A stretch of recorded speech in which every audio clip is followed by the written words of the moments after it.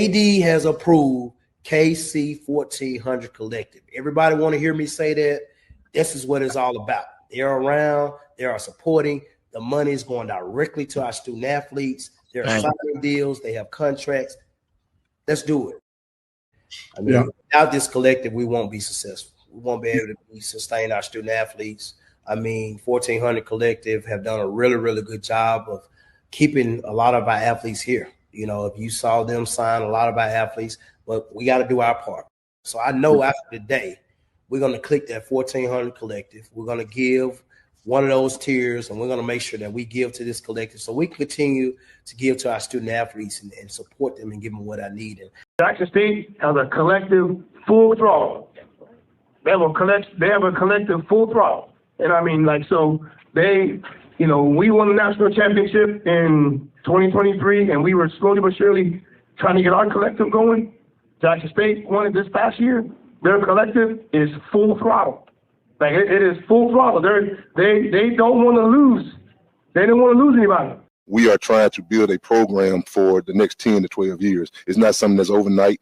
We understand that the NIL and collective stuff has its role, it plays in it, but we are on the forefront of FCS football and attacking the NIL, attacking the collective. We got a very nice payroll at Jackson State, believe it or not. And I mean, our fan support, and we need more support. But we know that that payroll is attached to championships. You know what I mean? So we're not out here trying to recruit kids based on money, but we also want them kids to know if you come to Jackson State and you end up benefiting from the collective, benefiting from an NIL deal, we expect a championship out of you. On the field, we bring the energy. Ready to go.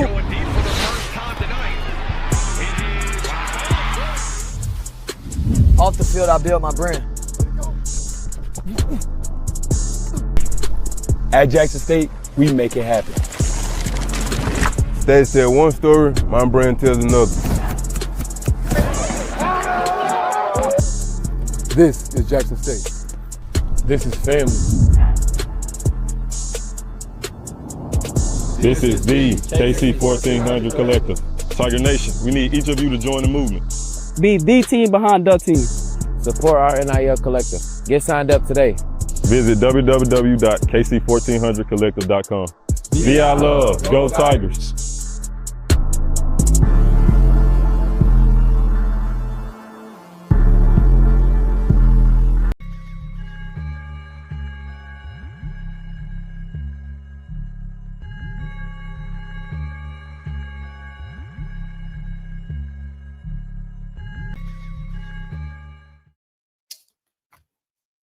What's going on, everybody? Man, I don't think I came out of the damn screen. My bad about that. I was trying to upload some videos. What's up, everybody? Happy Monday. What's up, TD? How you doing, man? What it do, bro? You on mute? You on mute? What's good, everybody? Happy Monday. Happy post kicking Southern in the teeth Saturday. On Saturday, Monday. Happy to be back on, man. It's pardon me for the tardiness, man. I've been working nonstop all day, man. All day. Dropping videos everywhere. This media thing is intense. I told Austin today that got nothing but respect for the work that he and his staff does, man. It's a very tedious thing, man. What everybody does. So hopefully you guys were holding it down in the chat for us. I see Al B out there. Say welcome back to the channel, brother. Appreciate that channel membership, dog. We greatly appreciate all of our channel members. It's very necessary, very, very necessary. Shout out to the chat. Travis Jerome up there in Indianapolis, Naptown. All right, man. That's what I'm talking about. Suddenly dead and depressed. BJ, what's good, brother? Man, how you doing, bro? How you feeling? I'm good, man. I was a little frustrated earlier, though. A minute ago. Huh? Frustration. What that's about. Brother Timothy Poe, what's up, bro? What it do, baby? What up, Dub? What you was frustrated about, man? Couldn't find my lip chat. I need to buy me some too, man. I mean, I had this thing I tried to do because I'm never able to complete a whole tube. So I had challenged myself. I always. Hey, let me tell you, bro. You know what I always seem to find a way to lose, bro, and it's a very painful loss, bro. Earbuds. So trust me, I don't lose those. Man, I lose earbuds so much, man. It ain't even funny, bro. I'm too frugal to lose those, man. But some little child, man. I had 3 tubes, man.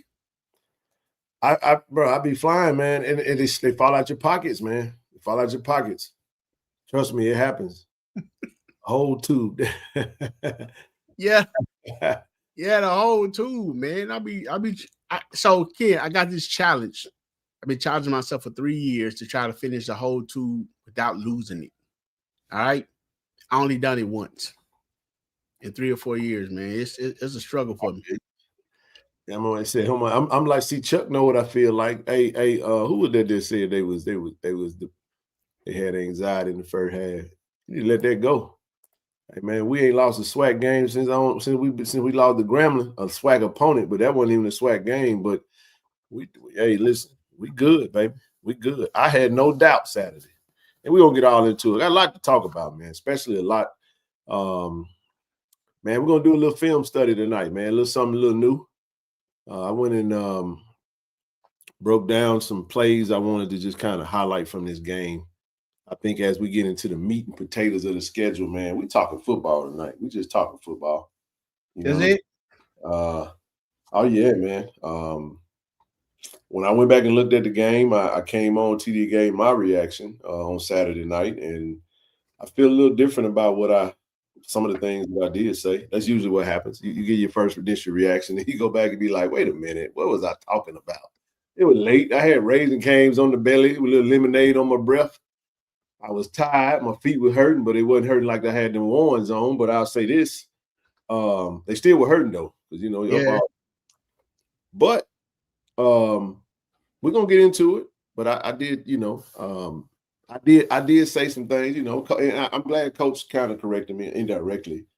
TD, I said, and I stand by what I said, but I left some meat on the bone. I talked about the penalty situation. I talked about what coaches are, holding players accountable. I think that, you know what? So I think we can ramp up the accountability. You know what I'm saying? Talking with Brother Den and that KC-1400, I was like, you know what, bro? You know what? I ain't got no gripes about that. I don't know if Coach is doing this, bro, but I love the mentality of everybody is punished if your room screw up type accountability. That's when your teammates start saying, "Come on, TD, bro, you late again, bro. We gonna fight you. If you ain't in this meeting on time, dog, we all gotta run because you late." Yeah, that kind of stuff. Yeah, man. But you need to do more than me. Now, you gonna do the same thing he did, man. You see what I mean now? You see what I mean? You see that look right there? That dog. That right there make you hold your teammate accountable. Like, bro, hey man, don't you jump outside? Hey, what Nick Cannon say? I ain't here, mom. No, I'm just. But now, all I'm gonna say is I wouldn't have wanted to been at practice yesterday. I heard it was pretty bad, bro. So, oh really? After a win? 13 penalties, bro. Got to clean it up. Got to clean it up. But nevertheless, man, we're going to jump into the preliminaries early, bro, because I want to get into we got a lot to get into it. I haven't put this up here. Don't forget, everybody, our foundation is Friends of KC-1400 Inc. We do everything through our foundation. This is the fundraising arm of KC-1400 Media. It's the foundation of our collective, Friends of KC-1400 Inc. KC-1400 Collective, one big family. If you want to donate and support the foundation, shout out to our good brother Al B 225. Al B has blessed us. Actually, the 2 road trips we've taken in 2 games, he blessed us with some travel expensive type stuff like that, man. I just want to shout him out because bro don't have to do that. Don't even say when he gonna do it. He just send something, say, hey man, take care of this and that. And don't look for no shout outs or nothing like that. But I just wanted to let him know we appreciate him for helping us logistically be able to move around a little bit better. So thank you, brother. And anyone that wants to support the foundation, feel free to do so. Continue to do everything that you're doing. This is the last show of September. Y'all know we finna ramp it up, man. In October, what's happening in October? It's Operation Sign Up 2026, baby. We got to get rolling, man. TD, I had a call today. I do want to shout, I won't put no names out there. I had a call today with Texas Southern University, Texas Southern. Yep. I got a call from there, someone from their athletic department wanted to inquire about our collective, bro. Okay. Took notice of what we're doing and the level that we're doing it on, and just kind of had a lot of questions. I did not realize until I started having that conversation just how much we've actually done, how far we've come along. It is a lot over the last 2 years, man, and I'm not going to spend much time on this. You guys know the link's in the chat if you haven't signed up. If you want to get an early jump on your 2026 sign up, go ahead and do that thing. Hit that link, become a collective member. But I just thought it was very as I'm trying to break this thing down to the nuts and bolts to try to give it to someone who doesn't really quite understand NIL and collectives and how to approach this thing. And then I found myself just explaining to them, you got to create a blueprint for you and for your program and for your institution and figure out what you guys want it to look like. Find the people that you want to head it and then meet with your players, man, that, and, you know, that's going to come and support it. But in all things, you have to be very transparent and intentional. You have to be intentional about what you're doing. And as I told, it's free game. I feel I'm going to reiterate something that we do in our community way too often is we gatekeep information. I will not gatekeep information, despite the fact that we had to go through a lot to get some of the information that we're privy to right now. It's brothers like Merch Pack, Jason Hall from FAMU, and, you know, those who have supported outside of the Jackson State Tiger family that I just can't sit on my Tiger laurels and be like, hey, man, I ain't got enough for you. It's going to cost you this, cost you that. Now, if you want me to come sit down and talk to some folk, you're going to have to get me there, pay for me to be there. But that comes in travel and lodging, that type of stuff. But nevertheless, man, it was a hell of a tip of the hat, TD, to the work that we're doing, man. And I just wanted to say thank you to Tiger Nation, because it's what you guys do that's very impressive. What we do is just add some structure and framework to it. And thank you to AD and administration for embracing what we're doing and not really opposing it or creating any roadblocks for us, being great partners. But that was cool, man. Yeah, that's right. Small administrative fee. That's all it is. Just take care of our travel expenses. Now, 26, when this thing take off to the next level, you know, hey, man, you know, I always say what's for you, I can't have, but what's for me, you can't have that either. So I don't have to worry about not getting what God got for me and for us by holding things back. And we got to get out of that scarcity mindset. You know what I mean? So I just wanted to say that. Shout out to Texas Southern for reaching out. There'll probably be some more calls. I've had conversations with Johnson C. Smith and others of that like. But I'm pretty sure that's not going to be the last time we're going to have a conversation. Turns out the young lady that I was talking to is from Mississippi, TD. She live in Texas, working over there, old Hattiesburg, Mississippi native. And pretty good conversation. I just wanted to say that since I was thinking about the foundation. So did it go well? Did you were you able conversation went well, but I could tell you one thing. I could hear it in the tone in her voice. She was like, can I just say it? What I felt like she was thinking. That's what I feel like she was thinking. I said, listen, I understand this is overwhelming. Appreciate that, Jerome. You know what? You know what? I woke up, went in my closet. It's a little chilly out here, so I just threw this on, man. It just so happened it was a very fitting hoodie to have on today. Support Black colleges, because that's what we doing around here. Because we all we got, you know what I mean? So on the gridiron, on the basketball court, we compete, but in life, we uphold our brothers. So we should inquire SU stadium operation by game day operate. They're really good vibes over there at Southern, man. That's the one thing they do have right. Now the football team, that's another story. I would just leave that alone. I ain't gonna be messy like they be with us. We so used to kicking y'all butt right now. We kick your butt, talk about it, then we're gonna move on just like we did with Tuskegee. Now I was impressed with the lights though. I ain't gonna sit up here and cap. I like the lights, TD. I like them lights. Now, one of the things I like. Hey, you got caught up in that red light special, didn't you? Blue light special, baby. It wasn't no red light. I don't even remember the red lights. I'm gonna tell you what I got caught up in. I got caught up in when the lights turned down, bro, and the boom. Dun, dun, dun, dun, dun, dun, dun. Dun, dun, dun, dun, dun, dun, dun, dun, dun, da, da, da. When they started playing the show and the lights went out, man, they took over, bro. Tiger Nation took over at that point. Now, we heard Southern in the background trying to do something, but it was a little too late then, man. Yeah, but nevertheless, we'll get into that. Couple more preliminaries, and we're going to get into some football. We got a lot to talk about tonight. We got a lot to talk about. And there's a couple things I just want to put out there in the atmosphere and just say and speak to.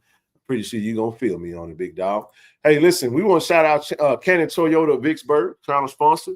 Appreciate Billy Clay and the team over there at Cannon Toyota in Vicksburg, man. If you're in the market for a Toyota, it don't make no difference if you're in Jackson, if you're in the greater parts of the state. Hit Billy and them up, 601-835-6100. Let them know you're in the market for a Toyota or a Honda. They can get you taken care of. Also, Cannon Nissan. Listen, give Will. William. Brother William. I said William. Big Willie. Big Willie style. Shout out to my brother Will Payton over there and his team over there, Cannon Nissan. We appreciate the support and all that they do to support KC-1400, man. Go to Cannon Nissan if you need in the market for a Nissan, any certified pre-owned vehicle that gets taken care of. And, of course, Automasters.com, Automasters06.com, 601-927-7794. See Brother Poe in the chat. Give Brother Poe or Terrence Miles in the spring. You should offer a paid course. It's possible. I want to shout out Brother Doug Tucker, though. I mean, Willie Tucker sent over some books, the playbook. Willie, I do have your books. I've been so busy, I didn't text or say nothing, but I did get the books. This is called the NIL Playbook for Student Athletes. I stayed well versed and caught up on the latest and greatest when it comes to that. But nevertheless, we appreciate it. Last but not least, we'll give a shout out to Hill, Mississippi. Brother Fields and his staff over there, Hill, Mississippi. Had a great conversation with Chris at the tailgate Saturday. They've been very busy. We got some really big things that we're looking at partnering in 2026. Big time things where we're going to collaborate with Hill, Mississippi, UMMC. We got some opportunities out there, and we'll talk more about that when that time comes. But listen, they've been very busy, got a lot going on. Hey, man, health is wealth. Can't spell. Hey, there's a perfect time for them too, Kim. The weather changing now, man. Whew, man, the weather changing. I need to go by and make sure that I have a regular provider, but they also can be your your primary provider. Hey, man, they're gonna be my provider whenever I'm in the SIP. Yeah. You know what I'm saying? 601-329-5751, man, and tell them that KC-1400 sent you. Say Ken and TD sent you over there. And let them know that you need that service. Hey, speaking of that, Ken, I'm gonna ask you somewhat of a personal question. You got to answer. Do you get the flu shot? Because I'm pretty they offer that all that stuff too, huh? I don't, but I will start. Really? I will start. Yeah, everybody that I've talked to that medical professionals, family, friend, I've never gotten it because I've always felt like just ignorance, not understanding fully what it was. Oh, they inject you with the flu, you're gonna get sick. I don't like being sick, man. So, but I say this, as I've gotten older, TD, some of these little sinus infections, them things lingering, bro. Right. They just linger for weeks. That phlegm, man, you take all the remedies and it just be like, my goodness, man. So we'll see. We'll see what happens, bro. So with that being said, take care of yourselves, family. You know what I mean? Whatever you got to do. Changing. I always pack a set of changing clothes now, man. As we go into these games, I ain't coming out sweating. I sweat, I change.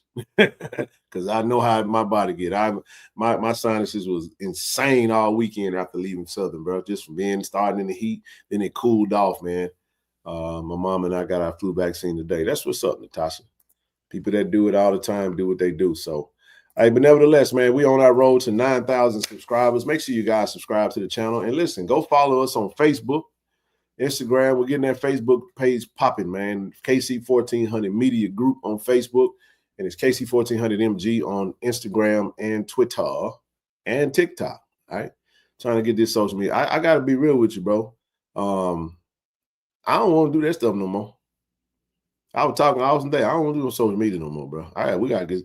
I appreciate. I want to shout out my girl KJ. Worked with us this week for with KC-1400 this weekend. All those videos you guys saw, KJ did her thing, man. So I appreciate his staff for allowing her to work with us whenever she's not working with Go JSU Tigers, and it's really giving me a vision to see. TD, I want to expand on that, bro. I want to get more into the student creators. Maybe add a couple of creators / writers for the media team, so we can just do what we do. We can get out and touch the people, man. And when now that we're in a space where we're interacting with Tiger, I promise y'all we don't be trying to be. At least I don't be trying to be. And I say that because sometimes I be filming, sometimes I be trying to grab content, and I be trying not to talk. It ain't that I don't want to say nothing to you, but if you see me like this and I walk up and you say something to me and I just shake your hand and don't say nothing, it's because I get so annoyed, TD, when I play that video back and I hear myself talking in the background. It's just like I almost have to cut that out. You know what I mean? So but if someone else is doing it, you know what I mean, you can just, hey, what's happening? I can chop it up, everybody see, hey, what's happening, good time, whatever. And I enjoyed this weekend because of that. I know exactly what you mean by that. Man, it felt good just to go to the tailgate, man. See Blow. Man, I was enjoying the family so much, hell, I didn't even want to pull away from it to go shoot no content. You know? First of all, man, I should have left Blow where he was. Don't ever, hey, Blow, good people, man. No, man. Shout out to first of all, shout out to Mr. Michael Wells and his team down, the Hazelhurst bunch. They invited us over to the tailgate, so we went through. Great food, man, great vibes. I mean, they was directly across from the football team. And I saw Blow across the way, Ken. Yeah. So I yell out, "Hey, Blow." So, of course, you couldn't hear me because everybody was playing music. But he finally came over, man, and turned up. And, boy, he wouldn't stop. But now I'm just playing, man. Blow is a great time, man. I appreciate Blow. Even when we home, he invited us to his tailgate. Again, man, Michael Williams and his team, shout him out, for having us over, man. So, and then check this out, Ken. Man, that folk had so much food, man. They started feeding the Southern students. I'm talking about just a line of Southern students, man. So, man, shout out to that team for doing that, man. I always appreciate the small things and what people do for you. And like you said, he would text me and call me, invited us over, man. That's why I yelled out when you guys pulled up.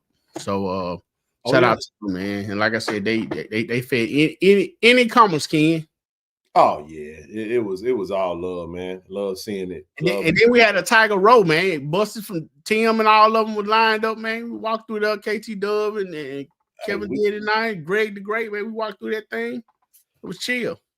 I saw y'all go, man, but I was like, nah. He said, I saw y'all go. I just kind of looked and just watch y'all just disappear. I was like, nah, man, I'm gonna take my break from the sun. Them 2 p.m.s done whoop me. So I started feeling the sun. I was like, yeah, I think I need to find a little shade. I'm gonna go enjoy the shade. And then it was football games on, so I wanted to watch a little ball too, man. But it was all good, man. It was really good. It was really good. Hey, listen, real quick, don't forget, you guys. We have a save the date. Homecoming mixer coming up. The homecoming is next week. You do realize homecoming is next week, bro.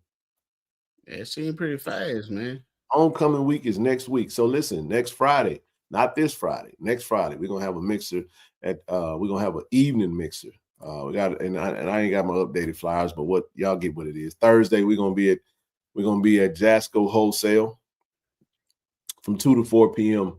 Really gonna be pushing this pretty hard toward the latter part of the week, but we'll put it up there every day, every show. Free tasting. Come out and grab your bottle of Greenwood. You guys know what Greenwood hitting like. Come on, get your bottle. It'll be in the city. That'll stay now. So pull up 2 to 4. We'll be there for a couple of hours there, and then TD that Friday. we're going to be a Taste Bar and Grill right after the Yard Fest. So you go to the Yard Fest from 12 to 2.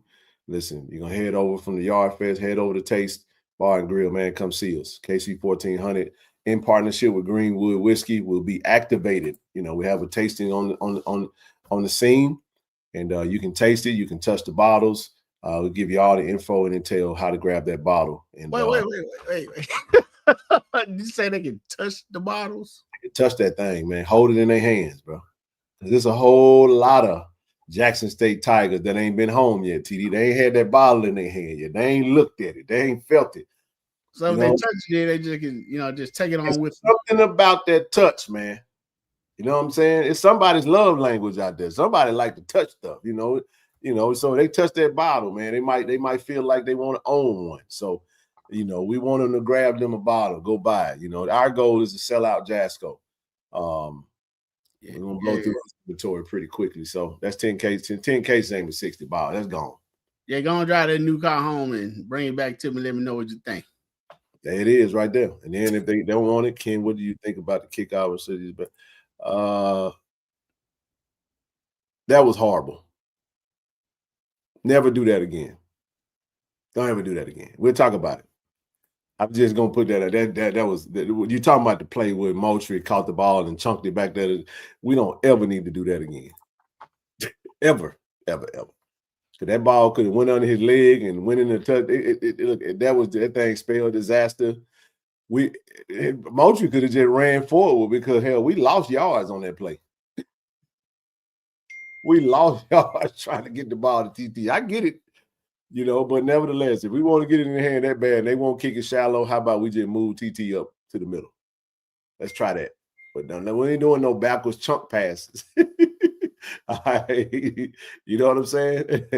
Coach Taylor wasn't too happy about that either. And neither was Coach Patrick Jones. But nevertheless. Wait. Oh, okay. I don't get into that. We'll get to it in a minute. But yeah, if you want to grab a bottle, you can go on the website now, greenwoodwhiskey.com, and grab your bottle. So, but yeah, nevertheless, and then we got, again, next week, hopefully we should have some updates on our new venture with our mixers. More information. We'll finalize all of that this week. The goal is to have something in my hand by next week. So got that Tiger Rita mix and we got that old-fashioned syrup. So, man, we got some things popping. Y'all know what it is, but we done with the preliminaries. He so slung it. He could have chunked that could have been real bad, but nevertheless, it didn't go it didn't go bad. But let's not do that again. You know what I'm saying? Real quick before we get into football, TD the women's soccer team had a good weekend. They won 2-0 versus They won 2-0 over Alabama A&M, and they won 2-0 over Alabama State. I think that's a really good omen for what's to come in football. What you think? Hey, works for me. That's all I'm saying. Definitely works for me. All right, man. Let's get into it. Let's get the people what they came to see. We ain't gonna hold off too long, man. Listen. All right. So listen. Final scores from the SWAC around Saturday. How'd you do, TD? Tell me how you did. Again, let me address this right quick because I heard somebody even say to you Saturday night. To answer that question, Tiger Nation, you're undefeated. The answer to that is no. So since all that, man, my eating habits have changed a little bit, so I don't eat as much, and I walk around and end up with a lot of free food. I didn't have enough room for the golden fish, huh? Man, look, man. First of all, I didn't see nobody that was frying it.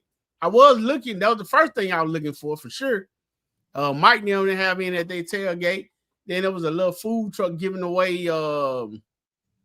They had, you know what? They did have fish, but I didn't wait. Golly. So yeah. So I had free food at a truck. So now no, I didn't get golden fish this time. Man, wow. I saw the notification about Tyreek Hill's leg. I will not go look at that. I hope it's pretty selfish, Travis. Yeah, I ain't gonna look at that. Appreciate that, brother. Appreciate that, big bro. Gully for that.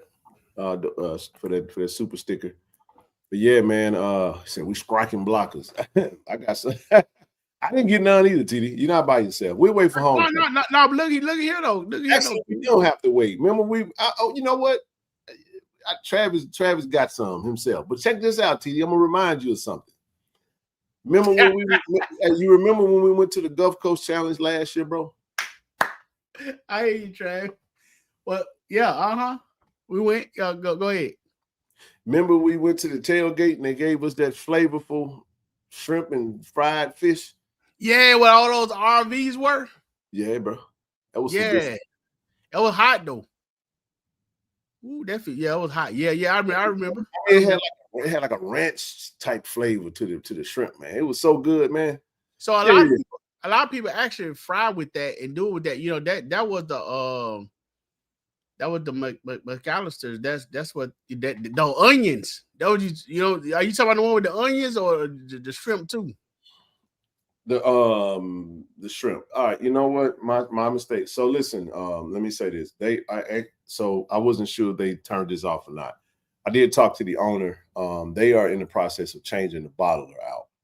So the company that used to bottle for them, they are switching the company. So kind of what they have is what they sold. So I think they is out of stock. I'll have an update soon. Man, y'all got to be. That's why you got to buy up. When you go back in stock, you get one bottle. Get you a case when it go in stock, man. What y'all be doing? Get one bottle. And then it be gone, and you go back, and then it's out of stock again. So, nevertheless, gonna be the hamburger we have figured out, or should I say that? I don't know. Anyway, let's get into these scores, man. How'd you do? Alabama State beat the heck out of FAMU, bro. I think the only one I dropped was Alabama A&M Bethune-Cookman. No, yeah, I went A&M, but of course their quarterback didn't play. I did get Alabama State. I got Texas Southern. I did go with UAPB. I did go with Prairie View. So the only one I missed was Alabama A&M. Yeah. What'd you do? Wasn't a good day for me. Yeah. Tell me what you do. No, I thought Grambling would have had a better showing. Coach Mickey Joseph wasn't very happy with his quarterback play. He said, look, T-Set was the most the highest paid player they got, so he got to play better. Prairie did what they needed to do. They won. Suge Jackson said he's 2-0 in the SWAC. He's going to win the West. He made it very clear he's going to be in the SWAC championship somewhere. So hey, we'll see how that pans out. I got the UAPB Alcorn right. I told you Alcorn just sorry this year, bro. They cheeks. Bethune-Cookman, I got that right. I said Bethune. No, I didn't. I picked Alabama A&M, TD. You changed. That's right. You changed. I got that wrong. The only thing I got right was UAPB and Jack State. Okay. And Texas Southern. Texas Southern. I got Texas Southern. Hey, we almost lost them. Ooh, wee. Come on, Valley. I gotta watch the Valley. You saw the young man said that Southern. He called it Southerning. Yes. Yeah, so Valley. Valley gonna Valley, man.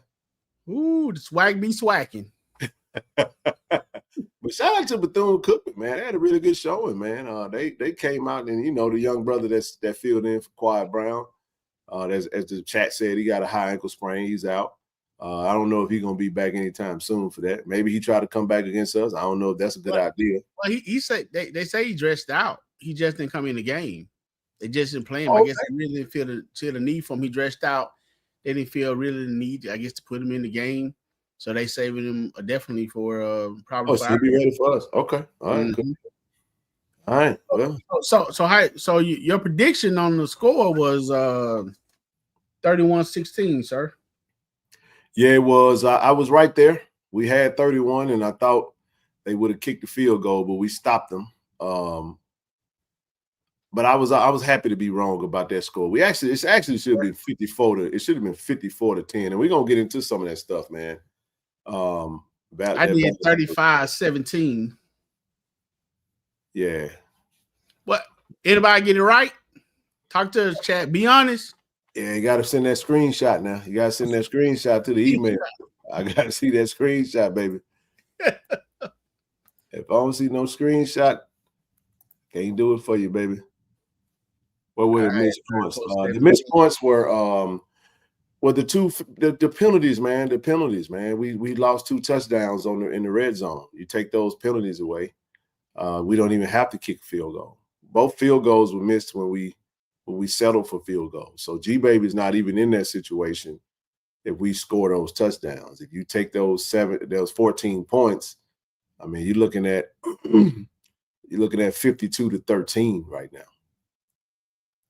I mean, is my math correct? You know what I mean? Like 14 additional points over 38 is what? 52, right? Am I tripping? Yeah, 52. Yeah, so Morgan ran a touchdown in, and Nate Rembert caught one in and took it in, and on both ends of the end zone that led to, I hate that. And then 2, we're going to get into why the refs suck.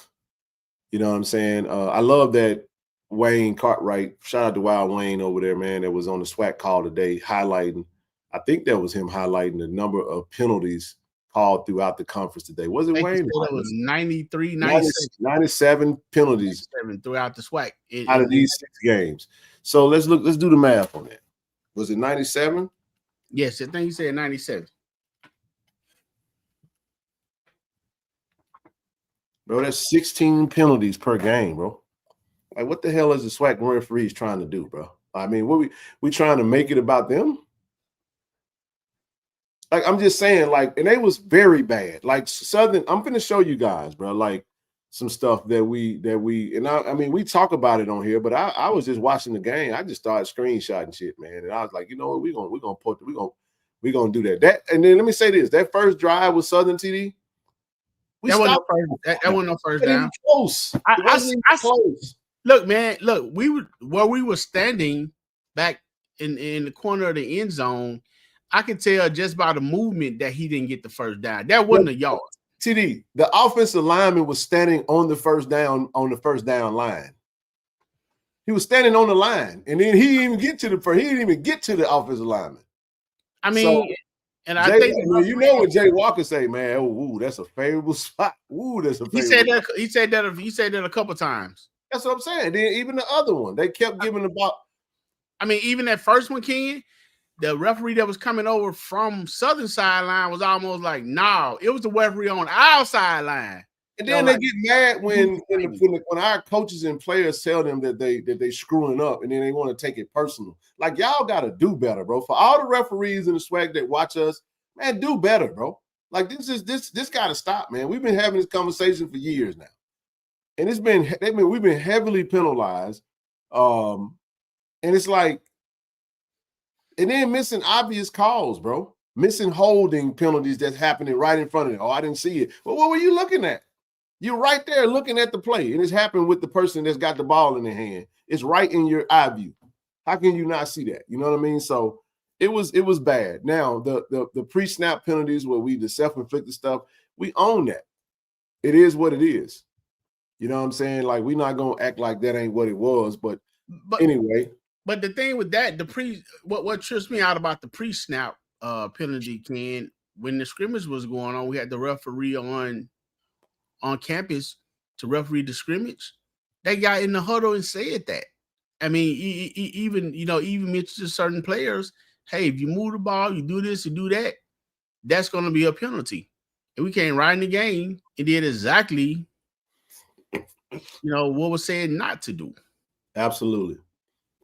But we'll get into it, man. I got some steel, and I'll give you, just some evidence, man, of what we're talking about. But Alabama State completely demolished FAMU. FAMU is sorry.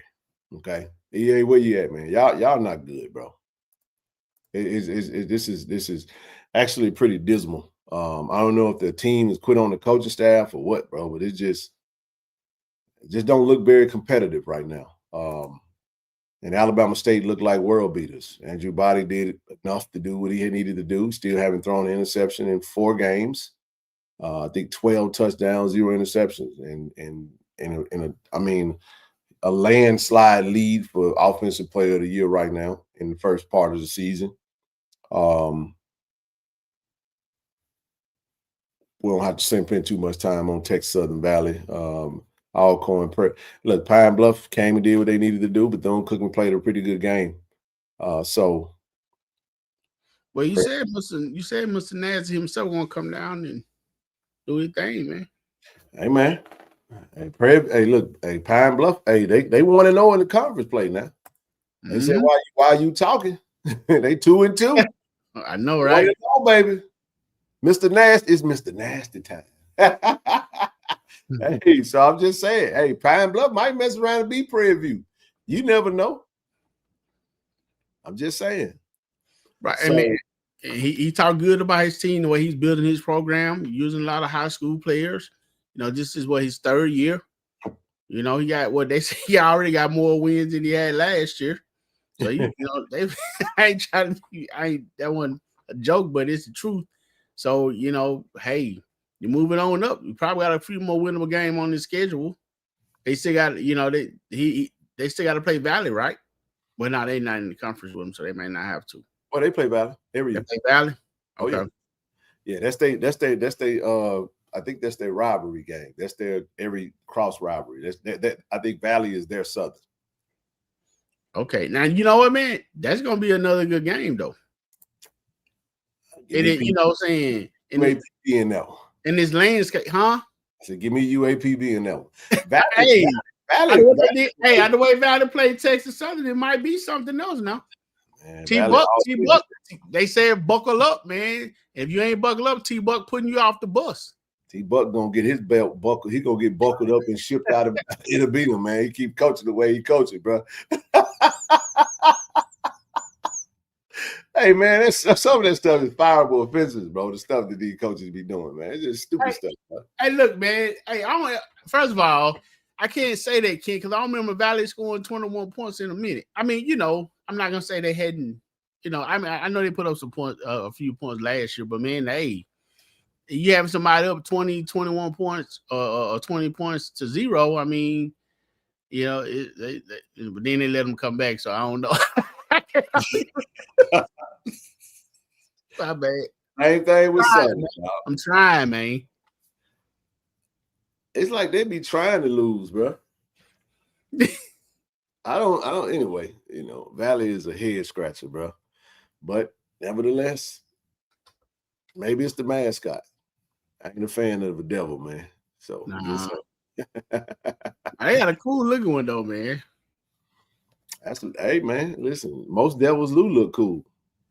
Yeah, you know. Oh, that's a bar. Devil in the blue dress, red dress. That red dress, red lipstick get you in trouble every time, dog. I'm just saying. I did hear something about that today. They said the Valley in it. What's going on with that? Valley in it. They ain't got nowhere to go. I guess that game gonna be in Itabena. It don't really matter. I think them folks in Atlanta was like, man, both of these teams suck right now. We ain't gonna waste our time and our money with this crap with a team that done played 7 games with 1 win. They just said on the call that they going to Atlanta, man. That what Coach T-Buck said. He said the game was in Atlanta. He taking these kids I think this is more.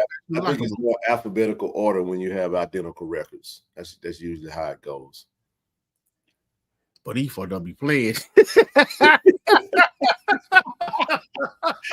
Ain't no ticket sales, man. They gonna ease up out of that contract. They going to Atlanta, but not to the Beans. Where they going, Travis? To Langston?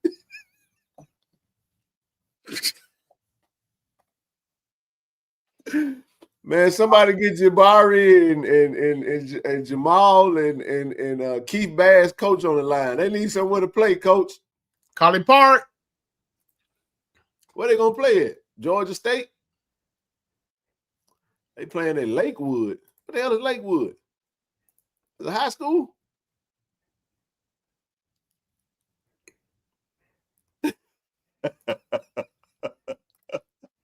Man, come on, man. Had that game in Itabena, man. Right. That man said they finna play at Morris Brown. What? Atlanta High School Stadium, exactly where it needs to be. Hit it with the side of the bumblebee. That's the most valley-ish type thing I've ever seen. Valley home game leaves. I'd rather my game be at Itabena, man.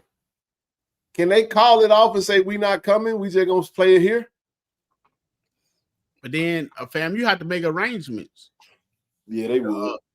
Yeah, you know what I'm saying? That'd be kind of, because I know they're not just gonna come and turn around, or you know what I'm saying? I don't know. Morris Brown. Yeah, Coach of Morris Brown Long. Shout out to Coach. What up, Coach? Y'all go subscribe to Tomorrow Leader Sports Networks. Coach said he gonna let you know how it all goes down. Man, they're just having positive vibes over here, talking HBCU sports. That's all. That's right, man. Let's go down, telling you how it all went down. They playing Buckhead Community College. Damn. Hey, man.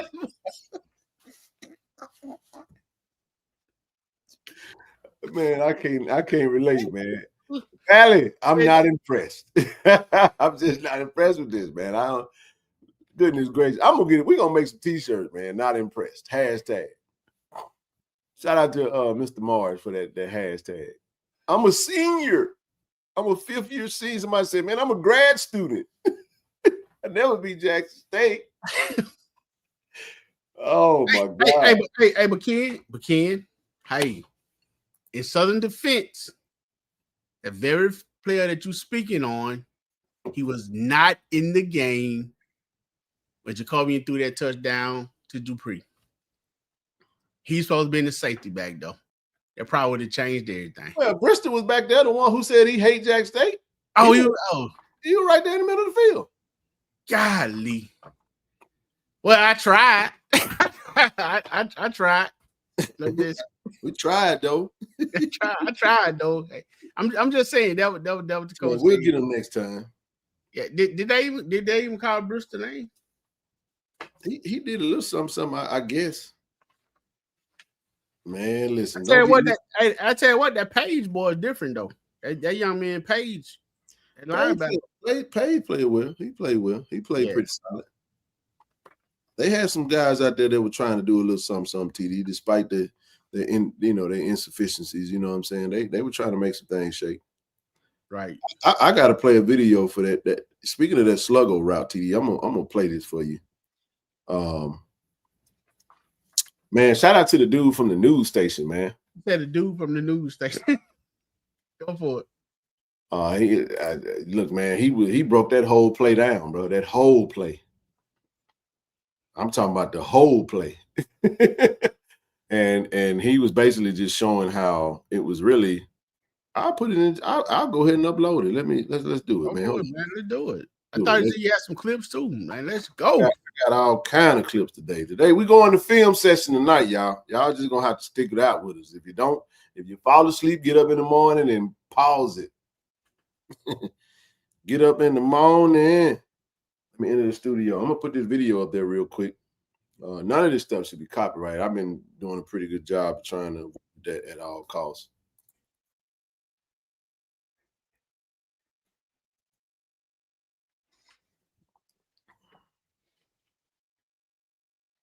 So once it uploads, we're gonna go ahead and play it. Ken, when you was dropping them things. Yeah, man, it was a busy day, bro. I've been sitting in that chair for about 3-4 hours on that phone, man, trying to drop content. I ain't take no calls a day. I ain't talked to nobody. I talked to, if you didn't call me, I ain't talked to you because I needed to get caught up, man.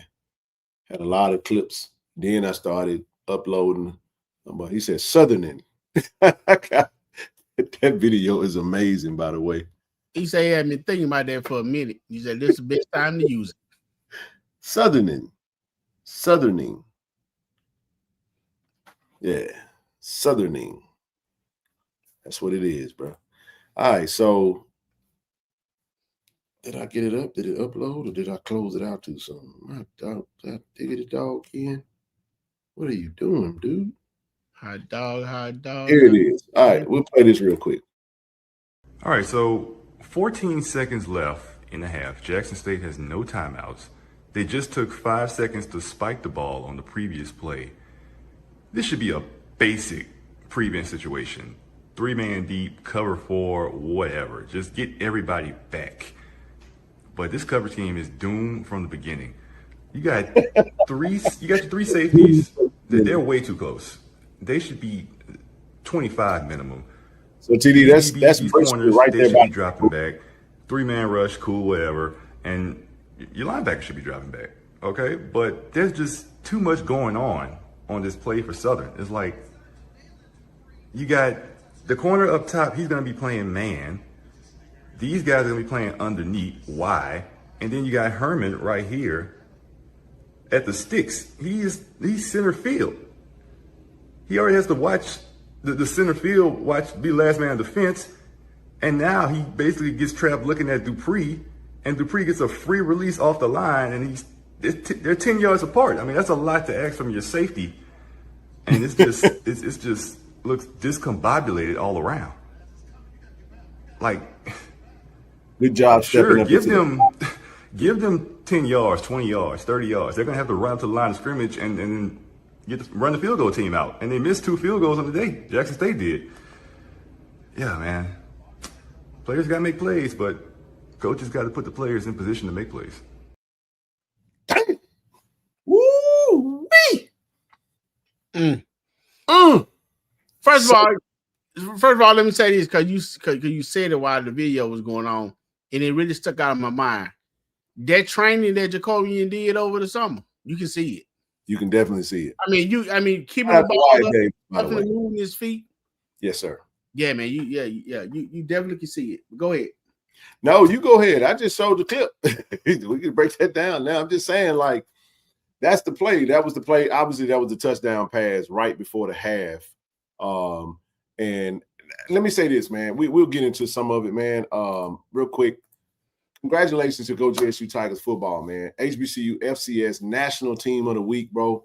Hell of a showing. We went out and dominated Southwestern Athletic Conference HBCU National Team of the Week. In a rematch of the 2024 SWAC Championship game, Coach T.C. Taylor's Jackson State squad scored 31 consecutive points over the final 35 minutes for the 7th straight victory over rival Southern. Jacoby and Morgan passed for 337, 2 touchdowns, and went for 51 and 82 yards. Denario Davenport scored a pair of runs. Cam Salas started the Jaguars with an interception in the JSU end zone while the Tigers trailed 13-10. Let me say this, bro. Cam Salas. Shout out to all the Platinum Chat family who voted today on defensive players between Ashton Taylor and Cam Salas, and the fans voted Cam. And I think it was because of that game-changing, I think season-altering interception, TD. That was and I want you, let's be transparent, bro, about what we were saying. And I gotta give it to you, bro. I was being, I know I talk, but when I get in certain situations, even I go conservative. TD was like, no, go for it. He's like, no, there's time left. I'm looking at the situation now, and then we had that penalty or something like that, and then I think they got a penalty, and we got the first down again. I'm like, okay, if we get a little something, maybe we just play it safe. We get out of this thing with a 13-10. We got the save and touchdown. I know we go on defense, but he was like, Coach Taylor was like, nah, bro, we going for it. And the necessary things happen, bro, to actually lead to that. So before we even get into the comments of it, shout out to WAFB 9 in Baton Rouge, because they had the clips.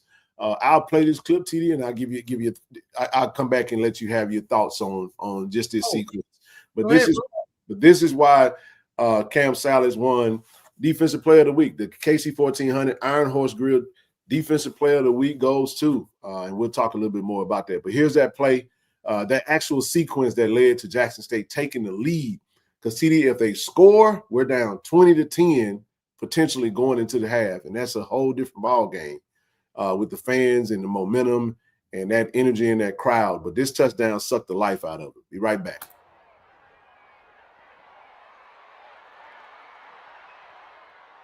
Bam, interception.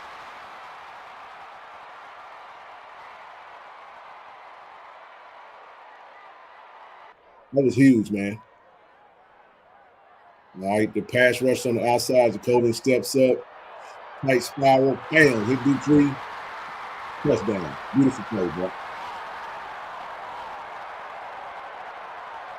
Like the Heisman pose from the Dupree. Gotta love it, man. Hey, listen, that was wonderful, bro. I think that was the turning point of our season. It was definitely the turning point of that game.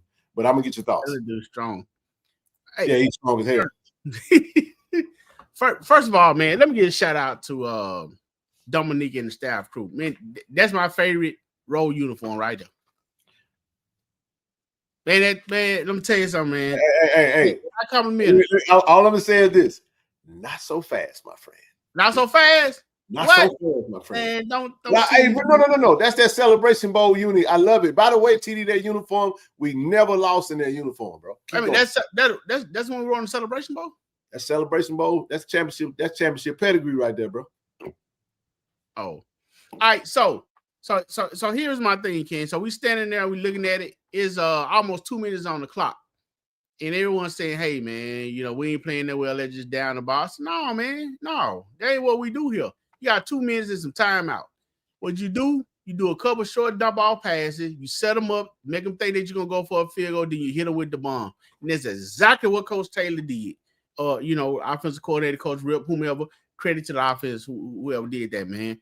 So I mean, you're a game that tight, that right. You got to suck the life out of them, and that's what that play did. After of course with that interception, and when they decided to go for it, it showed them, hey, we are the champions. We have the championship pedigree, and we're not laying down. We're gonna fight this to the end. So now we're not gonna kneel down on this ball. We're gonna try to get something out of it. And I was like, I felt that you should take at least one shot to the end zone. And so they set it up and got a few yards downfield, and then that's when they set up that play. And Coach Graves said it, when he came out, that play right there, changed the momentum. That interception and everything changed the momentum of the whole game. So they had him down. So they pretty much had us down and on the hook, and they he let us off. Whether he let us off or Cam Silas and Jacobian, along with Janelle Dupree, whoever let us off the hook, we got off of it and we scored. So thank you. So man, yeah, man, that was good stuff there, man. I love it, and that win bumps us up 2 more spots. We was at 19 last week. Stats Perform, 17th ranked team in the country. I'll take it. We stand in that middle of the pack. The back end of the back 10, I should say, of the top 25 poll.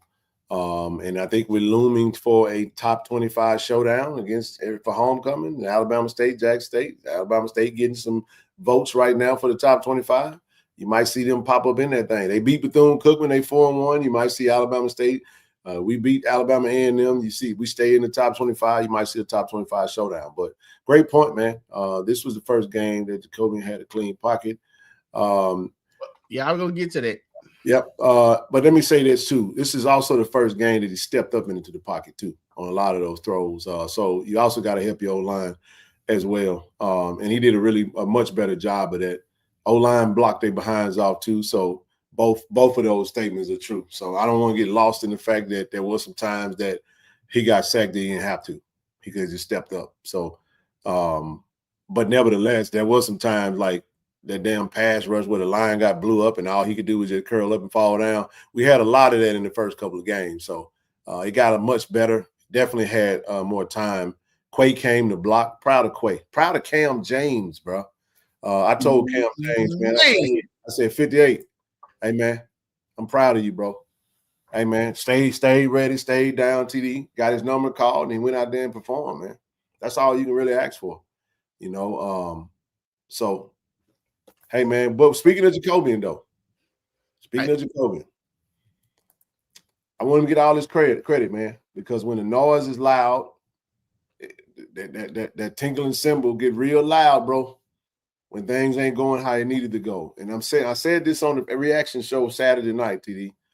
I thought Jacobian was the single most important player for this entire team that he had to get going, because I think everybody needed to see. Keep in mind, when these guys, when the Nate Rimbers of the world and the Shamar Savages of the world decide that they want to come play at Jackson State, They had him in mind. They didn't have the true freshman because they didn't know of the true freshman being there. Now, it's a luxury to have Jerry Lockhart, and he is the future.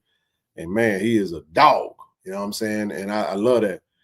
But as I said at the beginning of the season, I stand on it. You know, we're going to go as far as Jacoby can take us. You know what I'm saying? And he has that championship pedigree. He's a champion. He's played at the highest level from an HBCU standpoint on the biggest stage. And when he's back against the wall, he plays. Here's what we need from Jacobian, though. I need you to not have to have your back against the wall to be able to play like this. You got to do this every single week, week in, week out, and you got to continue that thing, bro. And I'm so happy for him, man. I like to see Jacobian get he found a groove, man. And that thing that thing was coming out. You talk about that training. A lot of those throws, we saw them in some of that training, that offseason training. He was firing that summer gun in on them slant routes, man, on them picks. He was letting it go. He wasn't floating it, wasn't soft throws. But, 21 for 31, 337, 2 touchdowns, no INTs. Only had 2 sacks. Had a great game, bro. Really good game. And a couple of throwaways just from being rushed out of the pocket. One of the misses, TD, was 2 of the receivers actually hit him right in the hand. Where it was right on the money. That pass was a pass interference, in my opinion, with the young man over there that was in the corner where I was standing at. I thought there was a pass interference. I'll show you. One on with Gardner. With Gardner, yep. Okay. Kobe Paul had one where he kind of went right through his hands, but the defender kind of got right in his eye view. He was. I mean, I wouldn't call it. I don't know if it was face guarding, but he never looked back for the ball. He didn't. He took a slight little turn. Yeah. But if you look at I got a photo of that thing, man. We'll get into it. But the other hand, his left hand, as he's going up, the defender, before the ball is even there, he's already got his. The ref told me directly, because I said, ref, how is that not pass interference? He wasn't looking at the ball. He said, well, they both was holding each other. That's what he told me. So it's he figured it'd be a none called in. I think that was bullshit. Yeah. Just bull junk. Yeah. That's what I think. I think it was I think it was a bad miscall. That's what I think. Because if that would have been us, that flag would have flew. Right. It would have flew. Hey, Ken, while we got it right here, that was 3 things that I talked about in the past few games, and we mentioned them that I felt was kind of questionable.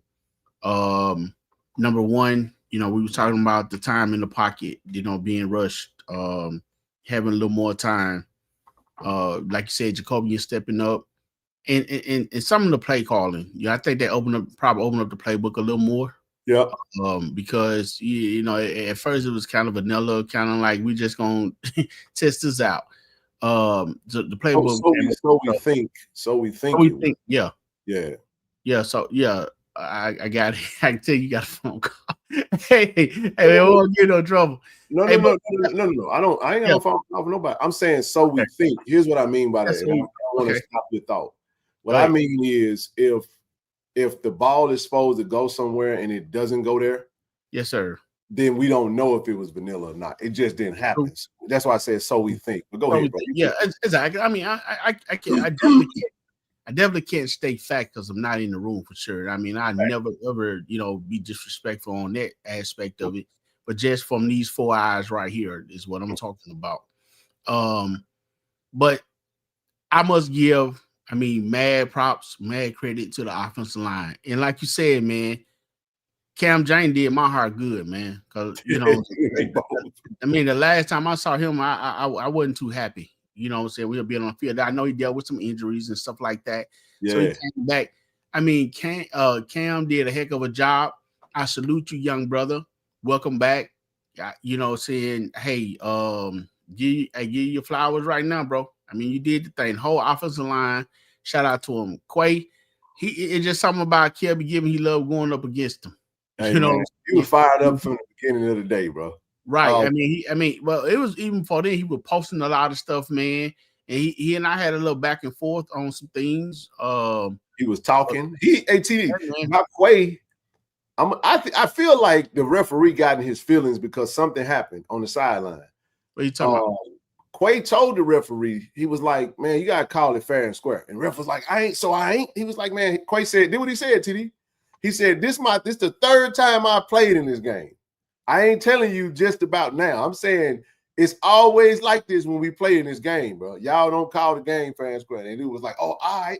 It's almost like he took it personal. But Quay spoke his mind. He meant it. He was like, bro, y'all always screw us when y'all just got to do y'all job. And then TD, right after that, bro, listen to this. Right after that, a few plays later, that was when the second bad spot happened. And that's when Coach Taylor and Coach O was looking at the dude like, bro, you got to be kidding me that you're going to get these dudes that spot.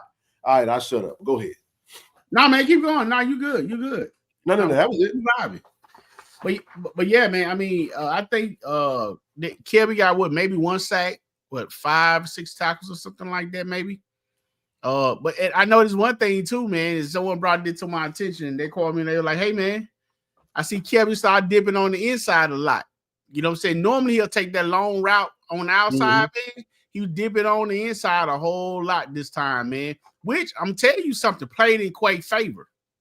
Because that way Quay didn't have to do too much far as shuffling and getting in the right position. So when you're in that 2-point stand and that man is already, 5-6 yards away from you, he get a running start.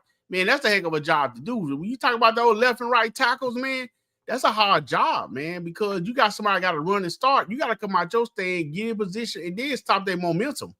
So with him dipping on the inside a little more, which was cool, it probably made Quay's job a little easier. I can't say, but maybe so. But nevertheless, Quay did his thing along with the rest of the offensive line, Villanueva, and everyone else, man. We be glad we get DTB back, get well soon. But man, shout out to the offensive line, man, and I'm glad to see them playing well. I'm glad the playbook opened up a little more, and shout out to Jacobian for using his training. I mean, you definitely could see it stepping up in the pocket, man. Proud of the young man. First 300+ yard passing game, bro. Yeah. That's what I was thinking. I wasn't sure on it, but I'm like, that's probably his first time doing that. First 300+ yard passing game. This is a heavy rushing team that he quarterbacks for. But he distributed the ball very well, TD. And I see. Go ahead. And I see something else, Ken.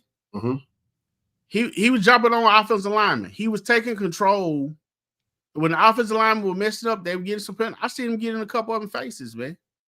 And that's what you want. We need the leadership, man. We go as 15 takes us, bro. I'm telling you, he's been there already.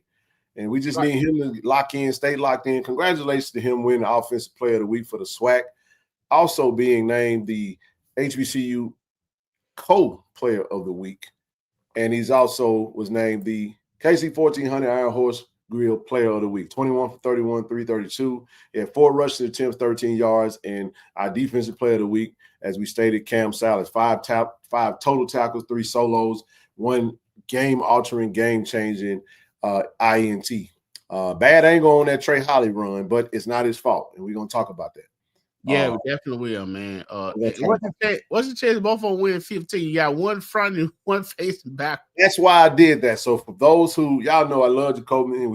We put Jacobian on everything. Hell, we got Jacobian t-shirts. We got Jacobian on the fundraiser flyer. We had all kinds of stuff. We had both 15s. If I would have just put them both up there, you probably would have thought it was the same person. So I wanted to put Morgan on one and then Cam Salas on the other one. I thought it was pretty cool, man. 15 times 2. It was 30. I don't know what that means, but hey, we'll take it. We'll take it, man. Great showing for them. Continue to ball out, man. Like I said, I met Cam Salas' mom. We love the Morgan South. Taprika's birthday was Saturday. Happy birthday, sis. Gave her a hug. I know they was happy to see Jacoby getting back in the flow of things, man. So great day for the JSU offense, and it was a great day for them wide receivers, TD. I know they was happy, bro. They was very happy. You know why? Because 15 was spinning that thing and he was delivering it. So Jacoby had 3 wide receivers with 90+ receiving yards. Nate had 100 yards, but he would have had 2 touchdowns had they not taken his touchdown back. Jamil Gardner, oh my goodness, man, hell of a game, bro. Just Jamil got them hands, bro.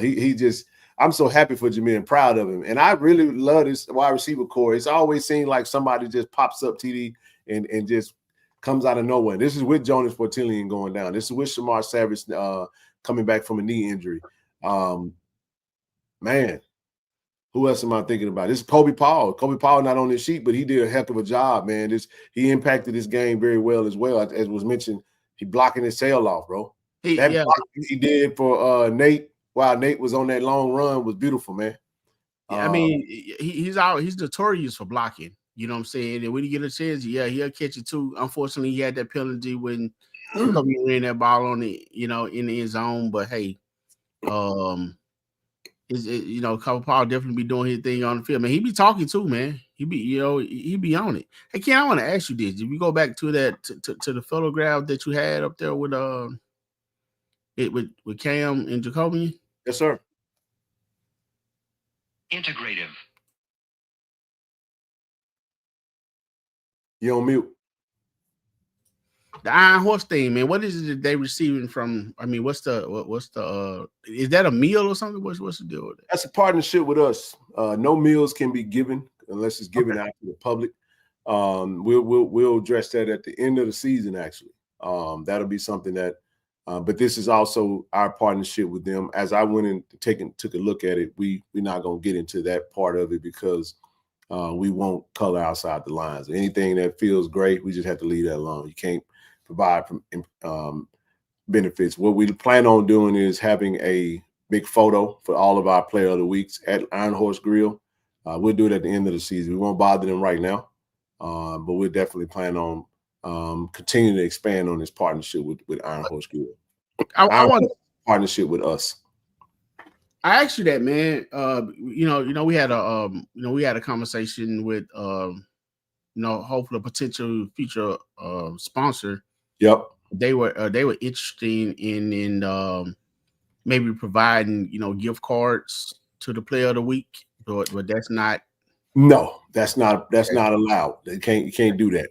Nope, can't do it. So not unless you're gonna give a gift card out to everybody. Right. It's not allowed in NCAA. We don't even want to do that. It was a thought, but that's why I always, when I said it, I was like, yeah, just make sure. But no, we're not. So you can pay them $3 million, but you can't give them a $20 gift card. It's amazing how it works, ain't it? Go back and look at the dude that just got fired from Wofford, I think. Was it Wofford, coach? Let me tell you why he got fired.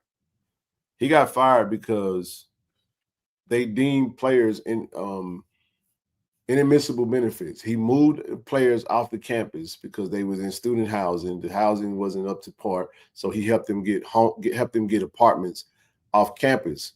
But they were still using their meal plan with the university. So it was like they got in trouble for using their meal plan because it was some weird stuff like that. But no, we're not gonna ever color outside the line. That's not something we can provide. Now, what can happen is we definitely plan on working with Iron Horse Grill in partnership to provide maybe a meal for the team, just how others have done, just more from a standpoint like that. So what we'll do is we'll put that towards the KC-1400 budget and our budget, and we'll go and feed the team in partnership with those that were players of the week. And then we'll take a photo, post it, share it with them, and we'll continue to build that partnership. That's what this is about, expansion and KC-1400 collective and media partnering with Iron Horse Grill and allowing us to continue to do things like have NIL. It's all kind of stuff, man. It's still kind of the ink ain't dry on some of the stuff, but it's still formulating. We're still getting people to understand what it is we're trying to do. But it's just like Jack State. If you look at Jack State game photos, they got all kind of sponsors on that thing, man. So Iron Horse Grill is sponsoring this, and we'll make it work. We'll make it work. So that will be, more like it's just recognition. You know what I mean? They don't get no meal if they player of the week for box to row. They just box to row national player of the week. They get media press, right? And we're gonna do our part to make sure we do that. So, hey man, looking for the Cat Head event. I know exactly what you mean. Looking forward to it as well. But yeah, shout out to Jacoby, man. Let's keep it moving. I want to talk about Ahmad Miller. Shout out to Game Day. HBCU Game Day. I took this from their site. Appreciate Brother Gaither for the work that they do. Talked about their backs that are actually playing at a high level in HBCU. No one in the FCS is more efficient with the ball than Ahmad Miller at Jack State. I'm gonna say that again. I was hounding Coach Gallen. Coach, I need to at least give him 15 carries, bro. I know we got a bevy of backs, and Coach addressed it. I appreciate Coach for actually addressing that.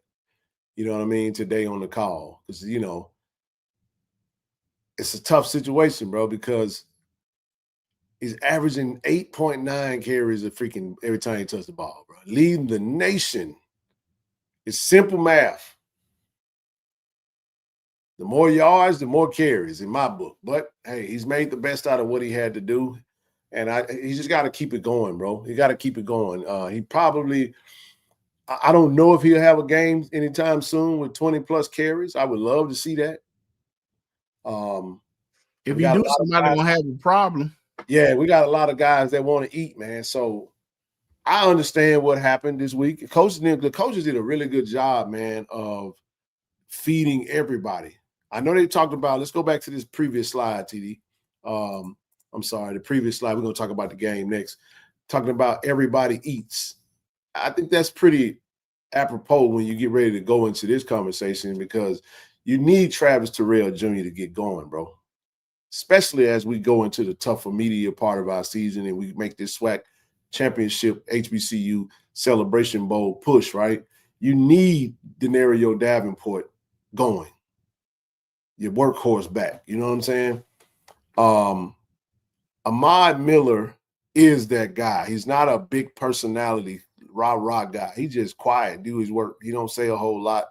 He speak with his actions. He speak with his effort. He speak with his play. That's right. And I love that about him. But sometimes what tends to happen when you have big personalities, it's like the good kid don't really get the teacher's attention because that person just do what they're supposed to do. Not saying that anybody's bad or whatnot, but I love the way Coach Taylor addressed it. He was like, TT is very passionate. You know what I'm saying? He everybody want to eat, man. Everybody want to grind it out, and they're figuring it out. So I thought based off of the player roster management and managing of personalities and managing of highly talented. We told y'all this running back room was deep. But y'all thought we would just had our quote-unquote blue and white glasses on, right? No, we're really deep at running back. And look who didn't eat this past game. Mari Matthews had 1 carry, bro. He was one of the most reliable backs we had this season. He scored a touchdown versus Southern Miss. Scored a touchdown versus Hampton. Did he get in the end zone versus Tuskegee? I don't know.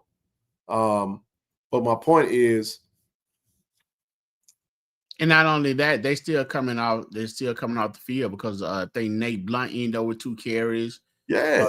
Christian ended up with 2 carries. 14 carries. Even Branson Moss got in the game. You know, he had a carry in. Yep. Sure did, man. And but no, man, Ahmad Miller, that dude, bro. I tell to Ahmad, hey, listen, man, keep your head up. Keep working, bro. Just keep doing what you do. Trust me, it always works out. It always works out. Right. And I think he knows that and believes that, and he definitely has support beam. I mean, his dad is beyond support beam, and he's a whole structure. Oh man, love it, bro. Love Big Aubrey, man. Big Aubrey, man. He always there, always supporting. And but again, Ahmad will be there when we need him the most. And that's every time we get in the game, he just do what he do, bro. And he's a force to be reckoned with. He's gonna have to be dealt with. You got to deal with Ahmad, bro. And then once you said, you know, how we was talking about the running back room and how people may have thought we just was, talking or capping, whatever you may want to call it, you know, you still have those guys such as, Nate Blunt that's still not getting the carry. You know, a lot of time with running back, even though any players try to get them going, sometimes they have to even, work up a sweat to really get going. So, I don't think the running back room still hadn't really been touched as far as the ability and the quality of player that's in their room that still can touch the field, and make an impact. And like you said, I'm glad you spotlight Ahmad because unfortunately he had an injury last year. He wasn't able to continue, but he back now with a vengeance. He seemed like he's more healthy and stronger than ever. He don't ever talk much, man. He just play. This is a great comparison too. Mad respect. A great comparison. Mix of Eddie George, but I like Jonathan Taylor right now, man. And he's going to be huge for us. Just keep feeding the beast. Ma, keep doing what you're doing. But like we said, you need TT to be going. You need TT to get going as well. You need Davenport to get going as well. Man, you know what? I think it was going to be that way. Ken, I don't get the Eddie George. I'd rather do more of a Marshawn Lynch. It's a Marshawn Lynch in there for sure, especially Cal Marshawn Lynch, bro. Man. You go back and watch Cal's Marshawn Lynch, but Jonathan Taylor is who I really look at when I see Ahmad. I just see Jonathan Taylor all over him, bro. He's a dog, bro, coming out of Wisconsin, Indianapolis, Colts right now. Yeah, that's what I think. All right, let's keep it moving. Let's get into this game, man. Jack State wins 38-13. Yeah, we kicked some butt, man. Kobe Morgan, we talked about, Ashton Strother. He was transferred from Kahoma, 10 for 10, 50%, 120. These stats are what they are. 11 carries, TT, 8 carries from Denario Davenport, 2 for Blunt, 4 for Jacobian. Christian got 1, Moss got 1, Mari got 1. 213 total rushing yards, TD. Holly, we'll talk about Holly. Holly had 3 big runs that gave him his stats. The big run obviously was that was weird. My light just cut off. Okay. Let me fix this real quick. Go Broncos. Hey, I saw that earlier, Thelma. Appreciate it. Hey, Broncos won tonight, Ken, just in case you was interested. Not interested. But just figure I'd tell you, man. The Raiders lost yesterday, and it made me happy. Man, you ain't no good, man. Yeah, I'm serious, bro. Geno Smith, 3 interceptions, good. I was go Bears. We suck. And they should have drafted Shador. I hated speaking of Shador. Lamar Jackson gets hurt. The story about him turning down the opportunity to go play for the Ravens. It's like, damn, bro. Now they finna kill a dude because they were like, oh, you could have been on the field because while Lamar's hurt right now. But yeah, when Lamar come back, you're gonna go sit down. He'll get his opportunity, man. All right. Receiving yards, we kind of touched on that. Jency, shout out to Jency, man. Seeing Jency back. Jency got a couple of receptions. Happy to see Jency back, man. Good job, Jency. Blocked his behind off yesterday. Did. Day before yesterday, Saturday night. Along with Bennett, man. Those tight end was out there. Bennett. They were. His thing. They definitely were. Definitely were, bro. Taquan Henderson with reception. Taquan. I don't remember that. I looked at that too. I don't know about that one, but hey, shout out to Taquan. He gonna get in there, man. Don't worry. Yeah, that's not what I told him too. 50 receptions. He had 50 reception yards, two catches, 50 yards. Okay. All right. Well, nevertheless, Ashton had a pretty solid day. 7 total tackles, 1 sack. That was Travis Terrell. Okay, that was Travis Terrell's reception. Got it.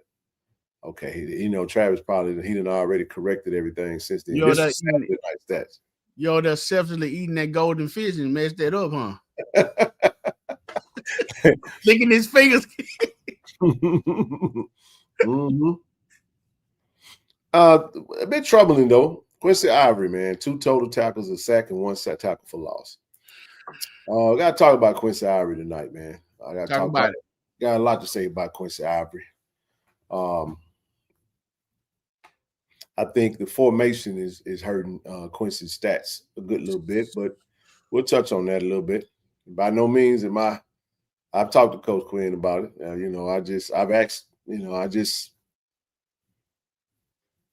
don't get it.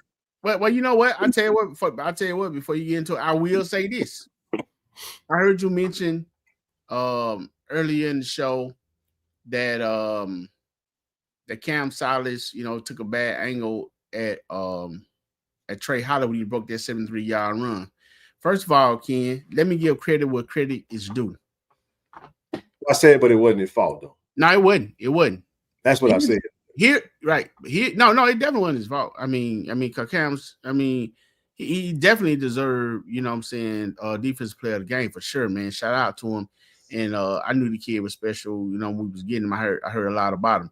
But I said that to say, I'm gonna give a shout out to and this might not be favorable, but it is what it is. Southern offensive line on that play right there, Ken. I watched that play. You want to talk about textbook offensive line playing at that particular time? First of all, we was in a 3-man front. Yeah. He's in a 3-man front. All right. Quincy was playing. Don't worry. I got you. He was playing nickel. He was playing nickel or corner or something. I don't know what he was playing. He was out of position, bro. Yeah, he was out of position. So what happened? They ran a counter play. It was a whole build up from the beginning part of the game. It was all that play was that play was bound to happen. Right. They only had 5 in the box, bro. But no. Actually, we had 4 down linemen. We had 3 down linemen, and we had a linebacker. What they did, they took the guard and the tackle, sent them to the second level. No. They took that left tackle and left guard. They sealed the our right tackle. The guard sealed him with his butt, and Trey Holland ran right off his butt. And what they did, the right tackle and left guard was blocking the other 2 men, and they left, I guess it was the center of the guard to go to the next level. He went to the next level and he blocked, I think that was Ashton. And that just blowed that play wide open, because now you got 3 down linemen against 5 offensive line, and now you got an offensive line free to move to the next level. And that's what happened. Once that young man got started, he was running downhill. So, and I guess I can just go to the play. I wasn't trying to go to it just yet, but okay. Well, I'm back. No. We here now. Let go do it. Let go. People, don't leave your feet unless you have to. This turns out to be a long incompletion. So this is the play that Trey Holland shaking up there on the sideline. 2nd and 10. Here's Trey Holland. Trey Holland comes back. Oh my goodness, Trey Holland. All right, so that's the play. We know what that looks like. We'll come back to this as far as like the penalties or whatnot. The reason I say that is this. Well, let's talk about this real quick. I'm gonna give you a chance to touch on this penalty. We're gonna come back to that because I got to build up to that to make my point. The point that I'm making, TD, to talk about that play, that's actually the last play I touched on, outside of the bad whatchamacallit blunders. The reason I say that is because I feel like we gave that play up several plays ago because of the other stuff. Like when you first started the game, Quincy's first time, I think it was like the 5th play of the game, was the first time he actually went after the quarterback. Like most of the time, like the majority of the time, he was out in coverage, which is quite strange to me because he's the best pass rusher in my opinion. I think he's a better pass rusher, just as good as, I ain't gonna say better than him, but he's just as good, if not better. Definitely built better than Kelby Givens. Kelby's strong as all get out, but I don't, like I said, it's working. It is working. My only fear about that particular set is it definitely leaves us open to certain things, bro. The edge, it does. The edge of being contained.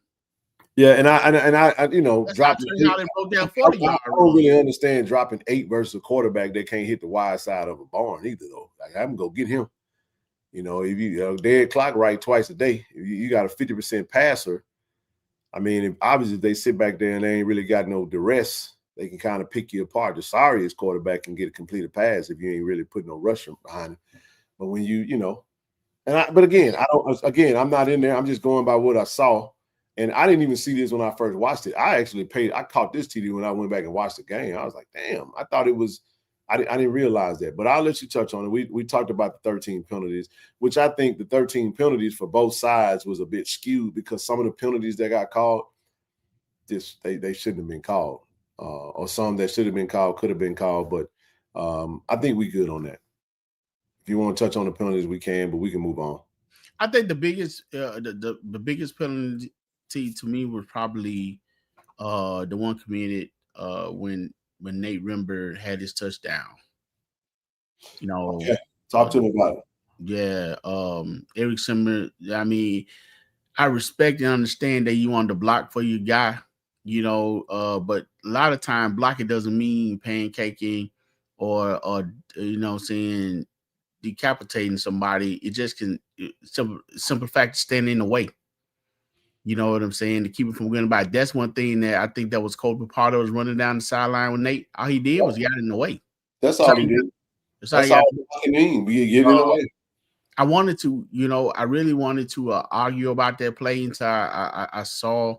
There you go, TD. Huh?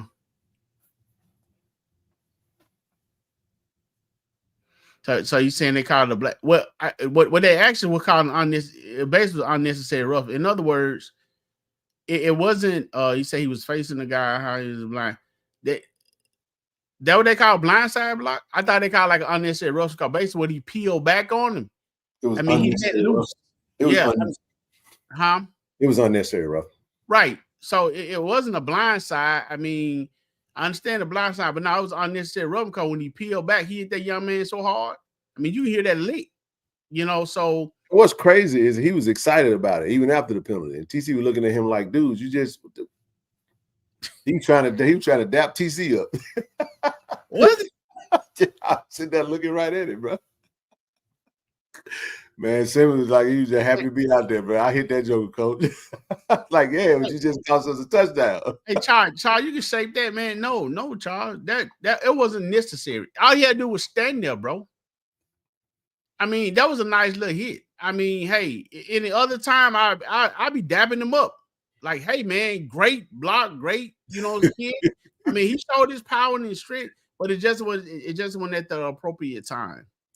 You know what I'm saying? That went around. Any penalty that's called back because you wanted to like that, you gotta be smart, man. Like we gotta that's a selfish penalty to your point. That's penalty. You wanted to smack. And I get it, it's Southern. You wanted coach like we try to bring the pain. But that's yesterday's football. This is cream puff football now. You can't hit nobody hard. That's why they tried to call the targeting on Ja'Cory. And they had to go pick up the flag. I mean, I knew that was a bad flag from the door. I saw his whole face, man, looking at me because he was textbook. Went sideways, turned his head, and just applied the force. I heard if that you want to call it the leather. It wasn't no egg cracking, man. That was leather. He hit that young man, and that was a respectable play. I mean, that's what you want to see. Now that was legal, and that was good. That what I'm saying that what was up, man. So I'm pretty sure that that the young man learned his lesson from that, Ken. But now you can't do it like that, man. A lot of the time, if that's the case, man, just get in the way. You don't have to prove a point. It said the defender's back was turned to the blocker and he turned into it, therefore a blindside. He was not allowed to protect himself. It's just that simple. I ain't arguing that call. Yeah, because when he turned around, everyone was running to him.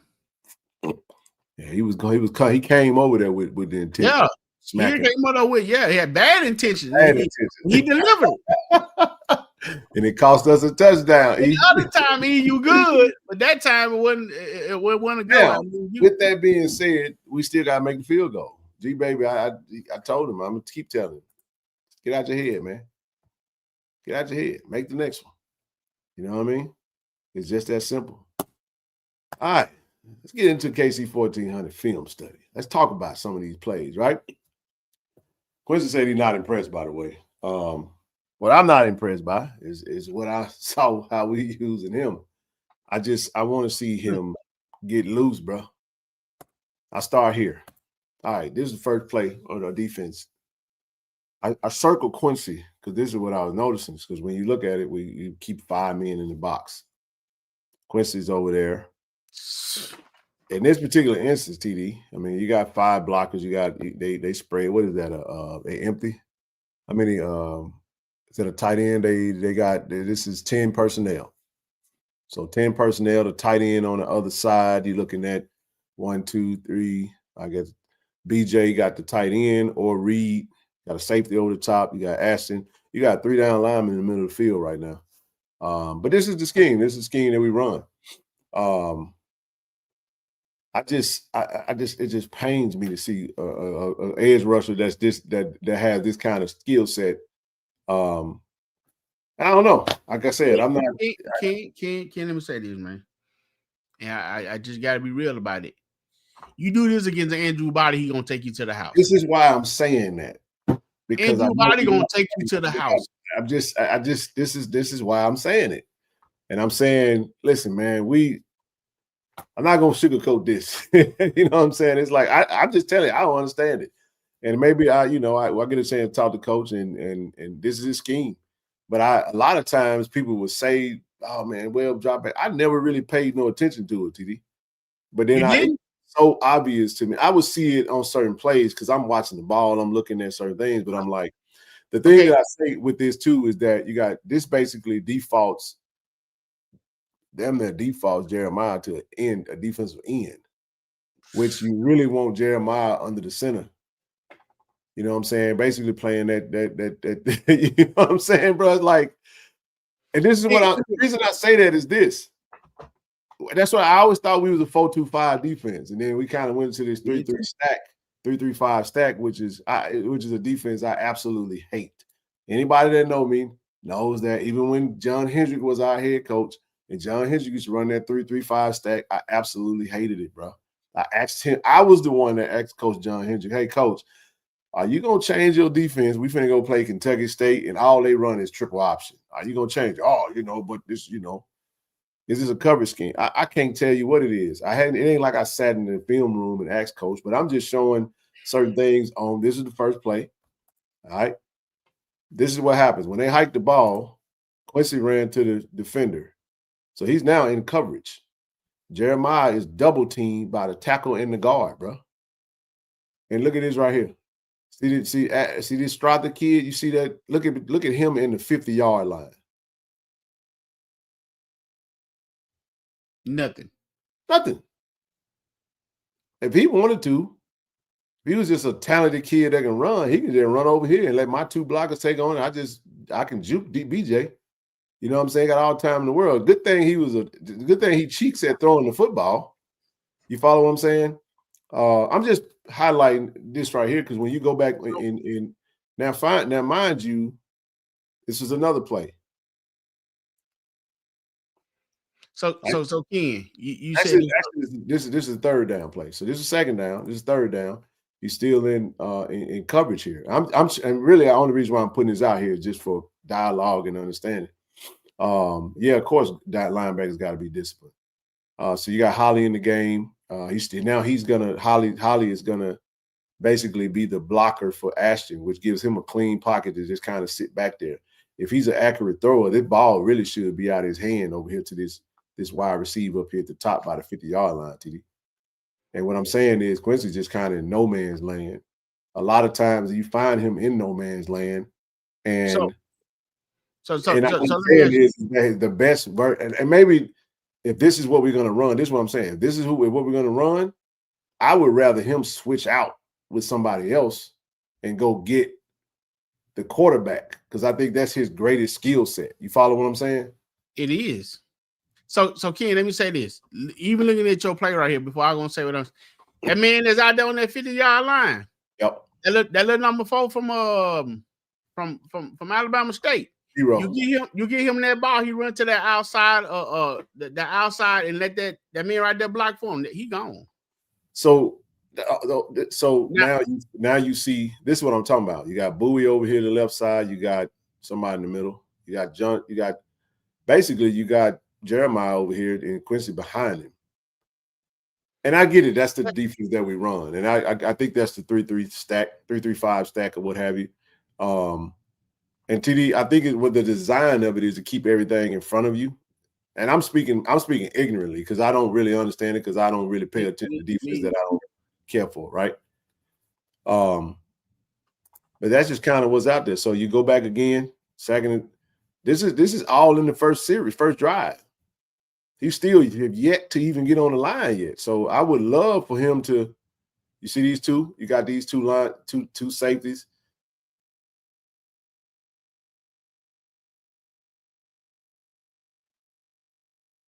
How y'all doing? I can't. Must have got mad at me or something. It jumped off the screen now. Anyway.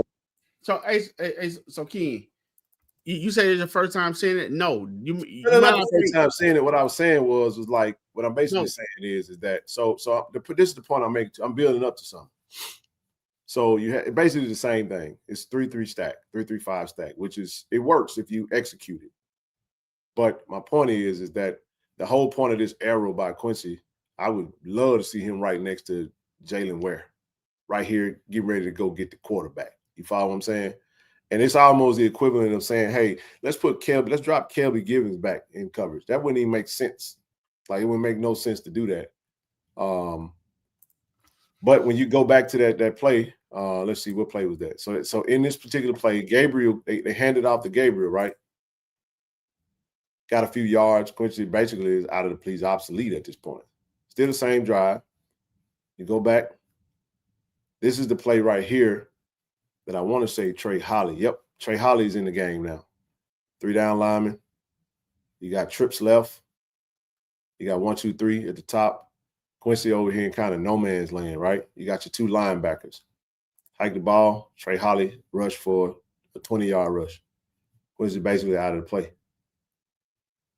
So all I'm saying is that same play, you got JB right here with 3 down linemen. Now Quincy's at the top of the thing. He's still in coverage.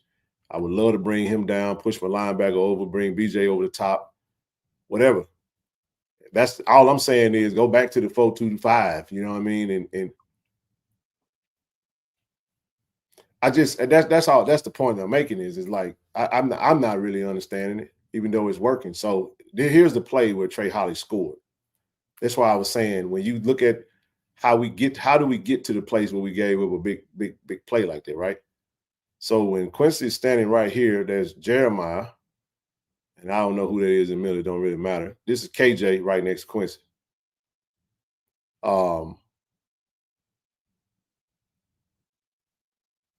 So you have Ashton sitting in the middle. You got Reed that's lined up over the tackle, the right tackle, because he's kind of cheating. He's lined up. So I'm assuming that Trey Holly is his man. He hiked the ball. First thing Quincy did, TD, was take a step in towards the defender. He moved KJ to the front. Now Trey Holly has the ball. Quincy's pushing KJ up here to this tackle who he's going to get lost in. Back here is where Cam Salas is. That's why when Trey Holly goes through, you talked about that big man. You see that big man in the middle that's got the linebacker right there?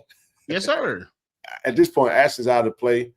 Reed got to get over a lot quicker because I'm sure that's probably what he was supposed to be in his gap already. But Quincy is going to be trying to get there. Oh, wait, Ken. You talking about Reed? That was what? Talking about the guy way over here behind? Talking about on the 30-yard line? On the 30-yard line. That's what I'm saying. It's wide open, bro. But check this out. All right. The next play, Quincy, he's there. You think he's there. Here come Reed closing down, but the dude fast, and he gone. So Cam was actually, he had stepped in to take Darren Morris initially, and then he retreated, and that's when by that time it was too late at that point. So here's the point I'm making. When you go back and look at the play in like full speed, bro, where's that play at? People, don't leave your feet unless you have to. This turns out to be a long incompletion. You saw now you see shaking up there on the sideline. 2nd and 10. Here's Trey Holly. Trey Holly comes back. Oh my goodness. So what I'm saying is, that we gave up that play. But in my opinion, we gave up that play a long time ago because that's what we were running. But what I didn't show, because I have 100,000 slides, what I didn't show was every time we would go 4 down linemen, bro, we made some shake, boy. We made some shake. And go ahead, speak to it. Ken, let me say this. At the same time, going in the direction of Jackson State Band, when they was going in the direction, Quincy was in that same defense, right? Yeah. And that was Southern going in that direction. That's when Trey, he ran to the left, got bottled up, no outside containment. He just cut back to the right and broke it for 40 yards because there was no outside containment. Then on top of that, and if you remember, I used to talk about this play last year when they ran with Phillip Webb. Yep. You did. You know what I'm saying? I never understood it. It ain't my job to understand. I understand that. Yeah. But just with these 4 eyes, I mean, I don't understand it. And then maybe you know, it's definitely not my position on my job. But I'm speaking on it. I mean, I don't understand how you got your best pass rusher. Because I'm gonna tell you something, Ken, and a lot of people might not agree with me on this. But I want to see it a little more before I confirm it. Quincy gives me some of James Houston vibes, bro. He can be that. He got James Houston vibe. And you know what? One thing about that type of defense, man, you ain't get nobody quarterback time to do that. That's why we have so many picks when we run that type of defense called Aubrey and different players always blitz or they always kept the running back on the run. And then it also tires out your defensive line. When we did that against USM, I was hurt, bro, because you got Jeremiah who just returning, trying to go against the FBS defensive lineman. You got three defensive linemen on an FBS 5 offensive lineman. And they fighting their butts off and it tires you out, bro. I mean, but I don't know. I'm right there with you, man. I just, like I said, that's what I kept saying. Now, I mind you, I talked to Quinn, love Quinn, and I was like, turn him loose, coach. Man, let him go get the quarterback, man. That's all we get. I'll tell you something else too, man. For us to be dominant, even last year, every game at some point we got gashed by some running back. Every game we got gashed. Alcorn, Alabama State. We just had one. I can't think of every game, but there was a game. Valley. Every game we got gashed. You know, we had a running back to break one on. It wasn't Valley last year. It was Valley 2 years ago. So I got some people don't leave it. I don't need that one. I just do it. 25-pound. So those 2 plays right there is actually for something else. So hang tight on that. But no, man, that was really it, man. I saw that and I'm like, damn, you know, yeah, Holly is solid, but I guess the question I have is, and this is something that I love to talk to Coach about, like just the thought process behind kind of when to take that approach. I kind of understood the mindset when we went against Braylon Braxton, because Braylon Braxton is so deadly, TD, with his feet and his arm. He's probably he's best quarterback we played against. Quincy 8 versus Hampton. He 8 versus Hampton, right? Then you get to Tuskegee. Yeah, you can throw it around. It's a D2 school. But I remember. Let me say the last thing. I remember Isaiah Land was at FAMU. He played with Fort Valley State. He had 5 sacks, bro. We don't need that. You know, every now and again you drop a joke in coverage because you're trying to trick them.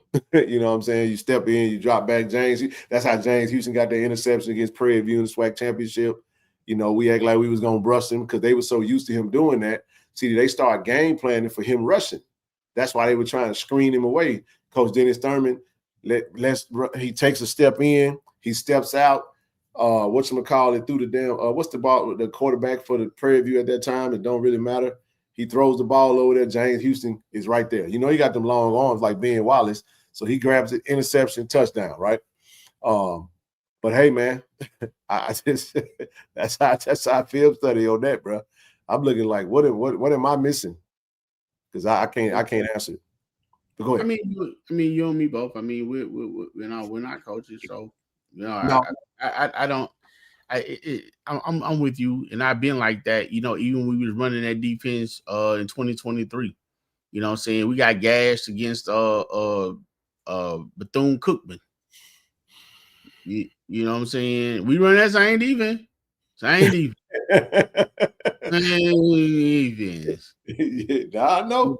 You know, and Ken, I'm gonna say something. You know, you were talking about, and you said you understood it against USM. Okay, fine, but I mean, I really don't, because you still put pressure on you. I mean, okay, if Braxton is that good, how good is that he gonna be if he got 10 seconds to throw the ball? What I was saying was not that I understood it. I was saying, like, if that is the game plan, I understand why you would try to, you know, do something a little strategic to stop him. I'm saying I don't know. I don't have the answers because I haven't really asked the question. But next time, obviously when I see Coach, I'll just ask him because coaches are definitely a football guy. So not just football guys, a bright football mind. Right. So he loved to talk ball, and I haven't had the chance to ask the question. I'm seeing it, and I'm like, now that I kind of put it out there, so let everybody know what I'm talking about when I'm saying what I'm saying, which support what TD's been saying. Now I'm gonna ask, I can go ask a question now. Hey, Ken, you got to do it like you do when you offend somebody. I say, look, I'm coming from a place of love. You know what I'm saying?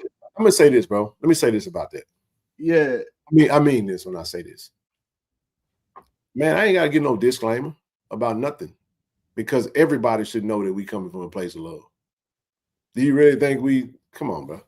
I'm done giving disclaimers about that. I don't think people got to question whether Ken and TD coming from a place of love. Y'all know we ain't, but at the same time, we gotta be real too. Got to. I'm not gonna be fake about me saying I'm not gonna say, man, well, it makes sense. If something don't make sense to me, I'm not gonna get on here and say it makes sense. And now I'm looking at it again. I'm gonna have to go back and watch the Alabama A&M game again from last year. I want to see what we were running then. Shit, they put 9 down. They had 9. They ran a 9-man front package. Yeah, they went heavy, bro. They went heavy. Go back and look at the second half. The second half was crazy. Because I remember that part of the reason. So somebody was messing with us in the chat. They were like, we don't need Ken and TD falling out in the cold. We were like, hey, because we was all frustrated, bro. And it started with, why are we chopping the DB back? We giving them too much space underneath it. Yeah, it was. Hey man, we was frustrated, bro. Cause we know ball too. We know what we looking at. You know what I'm saying? And we got some some fans that really know the game. And some don't make sense. People gonna say, man, that don't make sense to me. It is what it is now. Well, in the meantime, look, we got another segment we got to get through. SWAC refs suck. They know they suck. First sign of sucking. Bad ball placement, TD. All right, what are we looking at? This play right here is. Hey, buddy, you got crazy with the Sharpie, man. What up? You crayon? I was mad, man. So right there at the point is where you see the big nasty that's standing on the line. Yeah, right at the point is where the man with the ball is. 25-pound senior running back. They hand it off to Franklin. He goes up, and it's going to be really close, depending on the spot. It wasn't even close. As Franklin ran into a mute, number of crowded bodies around the space, and they're giving it to him. Well, that was a gamble indeed, and a first down. So if you look at the big man, that was a favorable spot. That was a favorable spot. So the ball was like 2 yards, like almost 1.5 yards from where the big man was standing at right there. And I'm just saying, like, when you go back to it, this is the big man that's on that same line. This is the ball carrier with the ball. Right. That's the first 3 points that we give up. If they get this spot right, it's first down Jack State going the other way. First down Jack State. That's facts. That's just one example. I'm not going, and then Jay Walker, y'all know Jay Walker don't talk favorable for no Jack State. Y'all know he don't. He getting a little better. Hey, we'll take it. But this was bad, bro. This was absolutely bad. And I just, it is what it is. The next one, man, that I thought was pretty questionable. That pass. You see that man in the middle that's getting held with his arm up? That's Quincy Ivory right there. He got on the line on this one, TD, and guess what he was doing? He was getting to the quarterback. What he does. And the big man looking at his name tag, and he was holding him. Now, I ain't going to play the play, but that one happened right in the eye view of the whatchamacallit. This was egregious, though. Oh, yeah. I wrote that down, too. Penalty called on this. Yeah, okay, it was a muff punt, but then he was not given the opportunity to receive the ball, man. Look at the Halo rule. I mean, hell yes, Halo rule, man. Yes, indeed, there's a rule in place for that. Mike Smith ain't even got the ball. Did you see the gap between the ball and his hands, TD? Right. You see the knee, you see the kneecap of the defender. His knee is in the damn Mike Smith's knee. And I'm like, bro, how do y'all not call that? Right. It happened more than once. They did it with Travis. They did it with Travis. Travis just so happened to catch the ball. Right. Got to give him at least 2 yards. He didn't stop. He literally physically made contact. The ball actually hit the damn defender right when he hit Mike Smith. Yeah, that was ridiculous. And again, at that point, I was too far away to initially see it during the game. But when I rewatched it, notepad right then. No, bro, that was interference. Yeah, these are like obvious misses, bro. That the SWAC. So again, you flag happy, but then we should have won this game by 50 points easily, bro. But this only, luckily our defense only held them for whatever. This is the other one. See the ball in the air, TD? That's it. Let's go to the play. Baton Rouge native cornerback is right there with him. Really good throw from Morgan. I'm like, bro, what more do you need to do? Judgment call. Okay. So now Ken, this one, okay, play it again. This one was a little questionable for me. He never turned around. True. Never did. No, now before the ball gets there, look at Jameel Gardner's left hand. The defender's right hand is on the top of his left hand as he's getting ready. So now watch. Baton Rouge native cornerback is right there with him. He don't even have the ability. He don't even have the ability to close his hand to make the reception because the defender's hand is already on top of his hand. That's pass interference, bro. Easy call. And I was standing right there because I was the one who picked the ball up. And I went to the ref. I said, "Ref, what you looking at?" Oh, they were both holding each other. I'm like, you talking about when he was trying to go up to catch the ball and the by the way, Jacoby threw a dart, by the way. That was a hell of a ball. Man. That was a heck of a likes his passes. I always like the way he threw the ball. I've always told him that too. People don't leave your feet. I don't need that no more. Hey, dude. Traylon James was on the coverage. Baton Rouge native cornerback. You knew he got away with it. Is right there with him. Really good throw from Morgan. That was hogwash. Hey, can you play that one more time? I want to see Cameron James blocking. Look at that. Baton Rouge native cornerback is right there with him. Yeah. You got to pull that hand down a little bit more, Cam. Hey, the point that I'm making is like, do the refs have the answer to this stuff, man? Like, they've been pretty bad all season long. I know we can, we got some stuff to clean up, but they also got a lot of stuff to clean up as well, man. So again, that's all I had, man. I could have pulled all kinds of, like I said, we'd be in here for 3 hours if I went and grabbed every little thing. What I'm not saying is that we don't have a really good defense and a great coach that's leading the defense. What I am saying is that we're leaving ourselves susceptible. I think if in order to be a great defense, because we're not a great defense right now, even though we may lead the conference in defensive statistics, greatness is when you close your opportunities, bro. You know what I'm saying?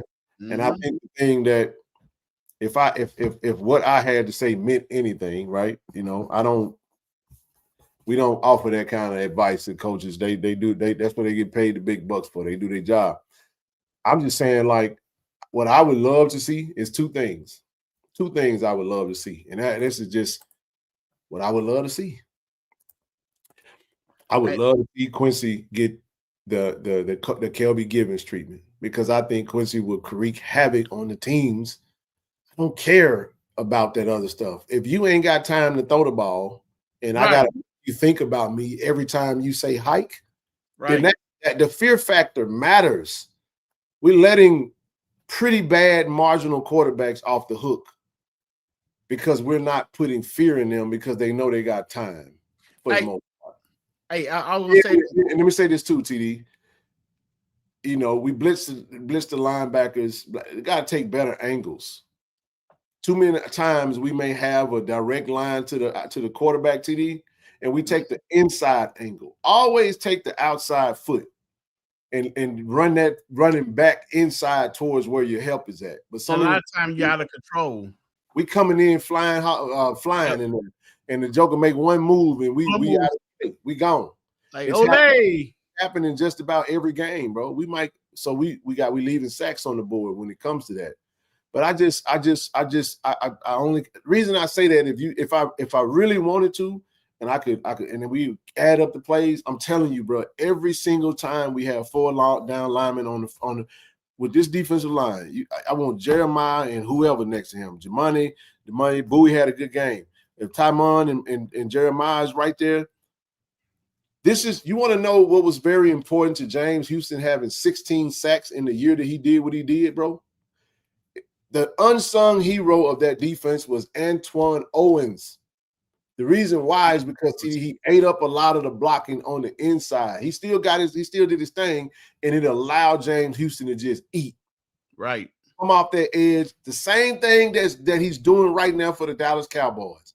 A strip sack last night. Shout out to James, man. Still doing it at the highest level because rushing the quarterback is a skill set, bro.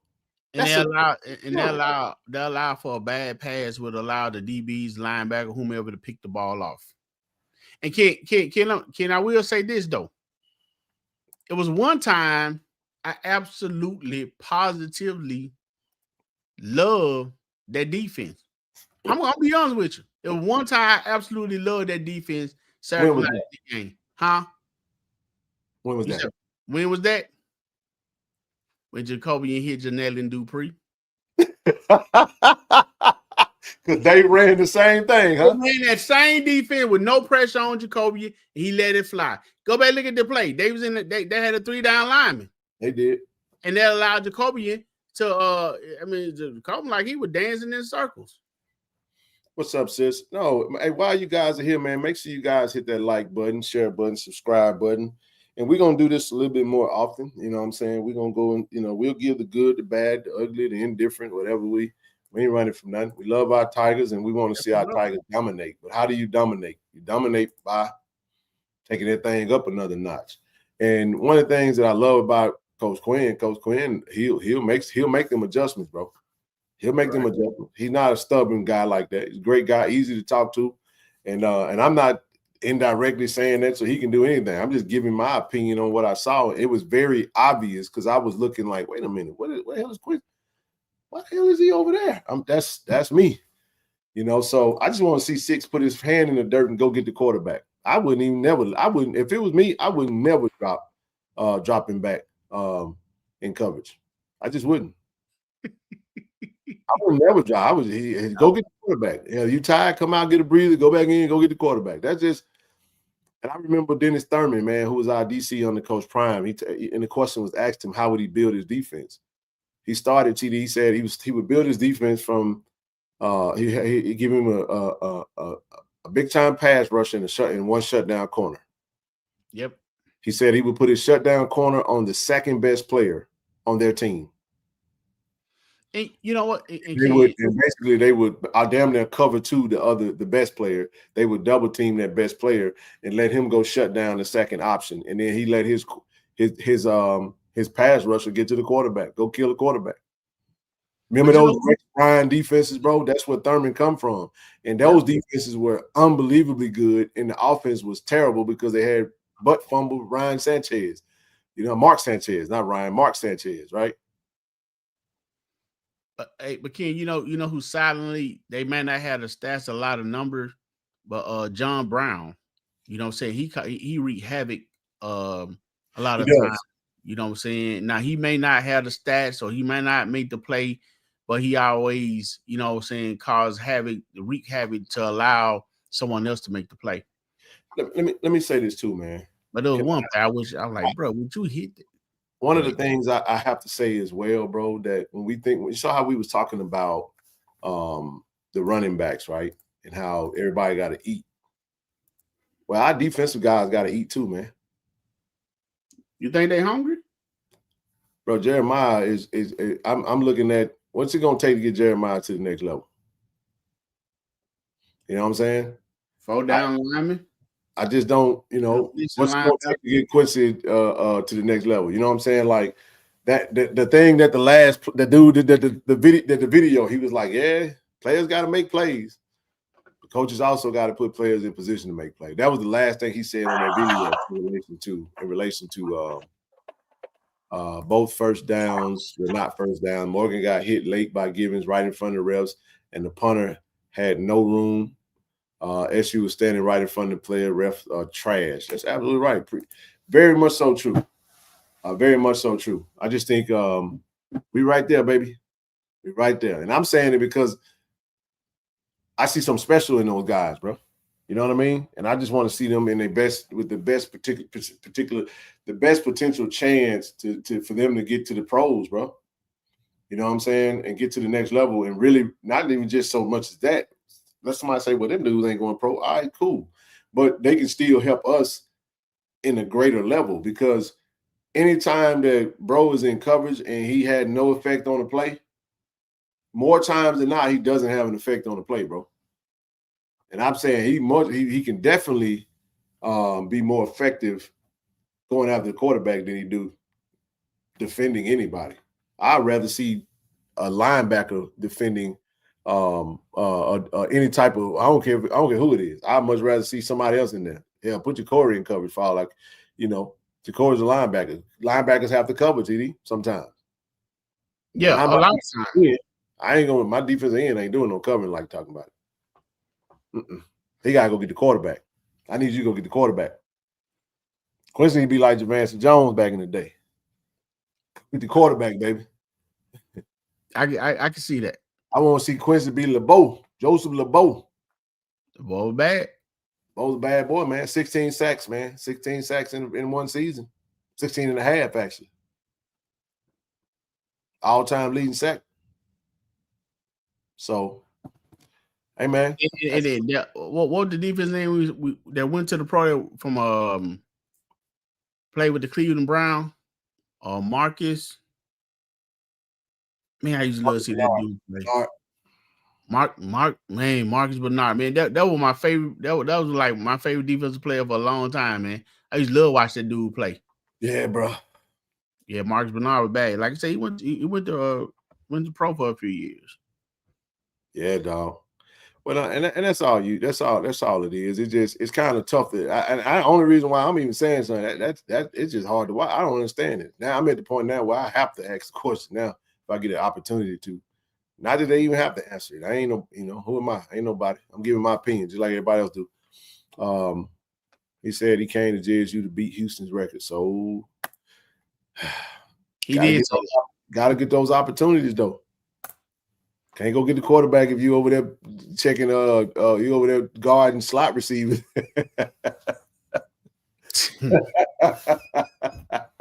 Come on, coach. We gotta let him go get the quarterback. I beg of you, coach. I beg of you. Please, turn him loose, coach. Please turn him loose. Man, let him go get the quarterback. I need Quincy on that line, man. Yes, sir. On that line, especially we play. I forget Alabama State. Everybody keep talking about the hell Alabama State. We don't play Alabama State next. We play Alabama A&M in the Gulf Coast Challenge, TD. Gulf Coast Challenge, and it's the only game on HBCU Go, and it's a game of the week. Now this week, man, you got Alabama State game, man. Let's see, 4 o'clock. 4 o'clock. 4 o'clock kickoff. So you got Bethune-Cookman go heading over to Montgomery, take on Alabama State. You got Prairie View heading down to Alcorn. Prairie View gonna win that game. I'm gonna just say that in advance. FAMU versus Mississippi Delta. I mean, you have no faith in those people of the street, man. You know what, man? You got a snake versus a devil. They both gonna lose. No, I'm talking about the Alcorn, man. You have no. I told you, TD, Alcorn is cheeks, man. They're not gonna win no game, bro. They're not winning that game. Prairie View by a lot. Okay. Prairie View gonna be 3-0, man, in the conference, bro. God damn, Shug Jackson done came in and took over, bro. He said he was. Shug Jackson done took over, man. I mean, look, man. Hey, what do you say? The West Side is the best side. You don't want nobody all on the playing field, all in the video. I just said to you that I also just said that James Houston dropped back in coverage and picked off whoever their quarterback was at Prairie View. Yeah, bro. But 9 times out of 10, Von Miller rushing the passer. You know what I'm saying? If you're gonna drop an edge rusher back in coverage, I said me. I mean, it's gonna be an outlier. It's gonna be a change. I'm gonna throw you off. You see what I'm saying? It's gonna be. That's one of okay. Name somebody other than Von Miller that did that. I remember the game that you're talking about. You talking to a Bronco fan? That was against Von Miller won the game with a strip sack too. Yeah, I mean, so didn't he sack Cam Newton that made him fumble the ball in the Super Bowl? Yes, sir. He did. What was he? Was he dropping back in coverage then, or was he rushing the? Man, 9 times out of 10, Von Miller, they did drop him a time or two, but I can count on one. Did you see that game last night with the Cowboys and the Packers, bro? Talking about that, nobody won. Yeah, nobody won game. But let me say this though. That man said all going is straight, but this wow. Whoa. What I'm saying is, God damn. Man, stop. Why did I read that comment, bro? I lost my thought, dog. What was I talking about, man? Yeah, that I watched the game last night. The Packers. All right, Michael Parsons, you had to account for him the whole game. You had a game plan for this dude, bro. Guess what, TD? Even though Kelby Givens didn't have no monster game, we still had to account for this young man. And then that's another. I'm glad you said that. Shout out to Jensen and TT. I seen both of them block Kelby Givens, man. They did an excellent job, man. TT was blocking on the outside, Jensen was on the inside. They were holding it down. Shout out to Jensen and TT for holding down Mr. Kelby Givens, man. I said I wrote that down to get them boys a shout out, man. Man, no doubt about it. Hey, Ken, something else I saw, man, I wanted to make mention of, and I appreciate it, and I just, because we as fans always talking, what I'm saying, and a lot of the same things that we say can disrupt some stuff. But I want to say that I saw one thing on the sideline. Jacoby came to the sideline. And guess who was doing whatever they love hand side that the young people do these days? Jared Lockhart. Oh yeah, they got really good chemistry. They rooting for. I saw a lot of that this past game. I mentioned that on Saturday. Yeah, I mean, we always about making a deal out of it. Well, you know how we do, bro. When I say we, I'm talking about collectively. Wait a minute. What was I trying to do? Oh, okay, I know what I needed to do. I was trying to add a photo because I can't edit it. Hold on 1 second, bro. I got a photo. I'm gonna post the last photo before we go, but I'm gonna put it on the screen for now, though. Hold on, just a second. Nah, man, those dudes, man, are listen. Them kids ain't thinking like how we think, bro. You know what I'm saying? Bro, what in the world? Anyway, for some reason I can't ever access my damn photos like I need them, bro.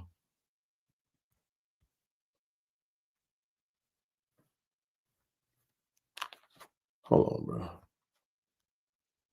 Never mind. I ain't gonna worry about it. I'm gonna try. I was trying to add one more photo, bro, before we got ready to get about this joint. I ain't gonna worry about it though. Hey Ken, do you remember the score in the SWAC championship game? For us? Yes, sir. No, but I can go look at it right now. 41-13. Oh yeah, it sure was, wasn't it? Wow. Wow, bro. That's crazy, bro. Well, if G-Bay would have made one field goal, it would have been the same score. It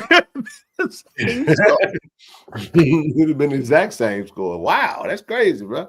Yeah, that's crazy, man. I didn't know that. But now, man, we're gonna see what's cracking. We got the game of the week coming up this weekend. We're gonna have a breakdown. We'll break down Alabama A&M on Wednesday. TD, I have not watched the game of the Bethune-Cookman Alabama A&M game. I will watch that game, and then I'll give my assessment of what I think. And Ken, one thing that we talked about last week, and last thing I said on the Southern game, I made mention of Gibbons no longer having D. Harris to compliment him on that side. You see the difference. You know what I'm saying? When you have the athletes and the players to play the game, man, you can get some things done.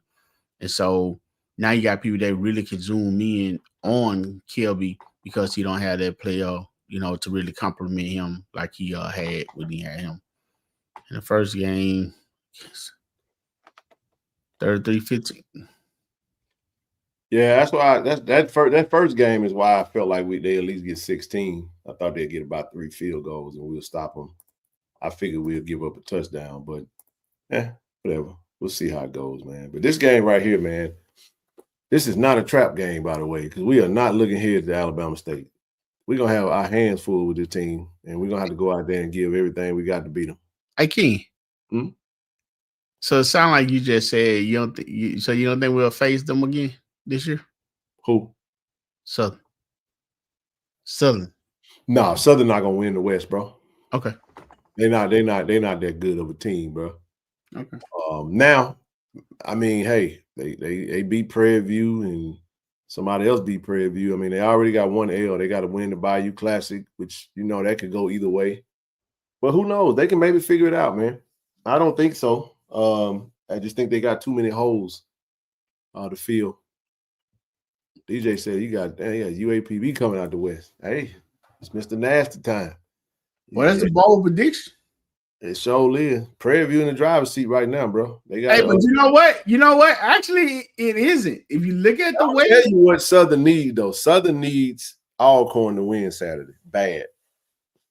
Because you're gonna have probably a 2-loss team coming out of the West. Easily. Very easily. You're gonna have a 2-loss team. Too many holes and too many.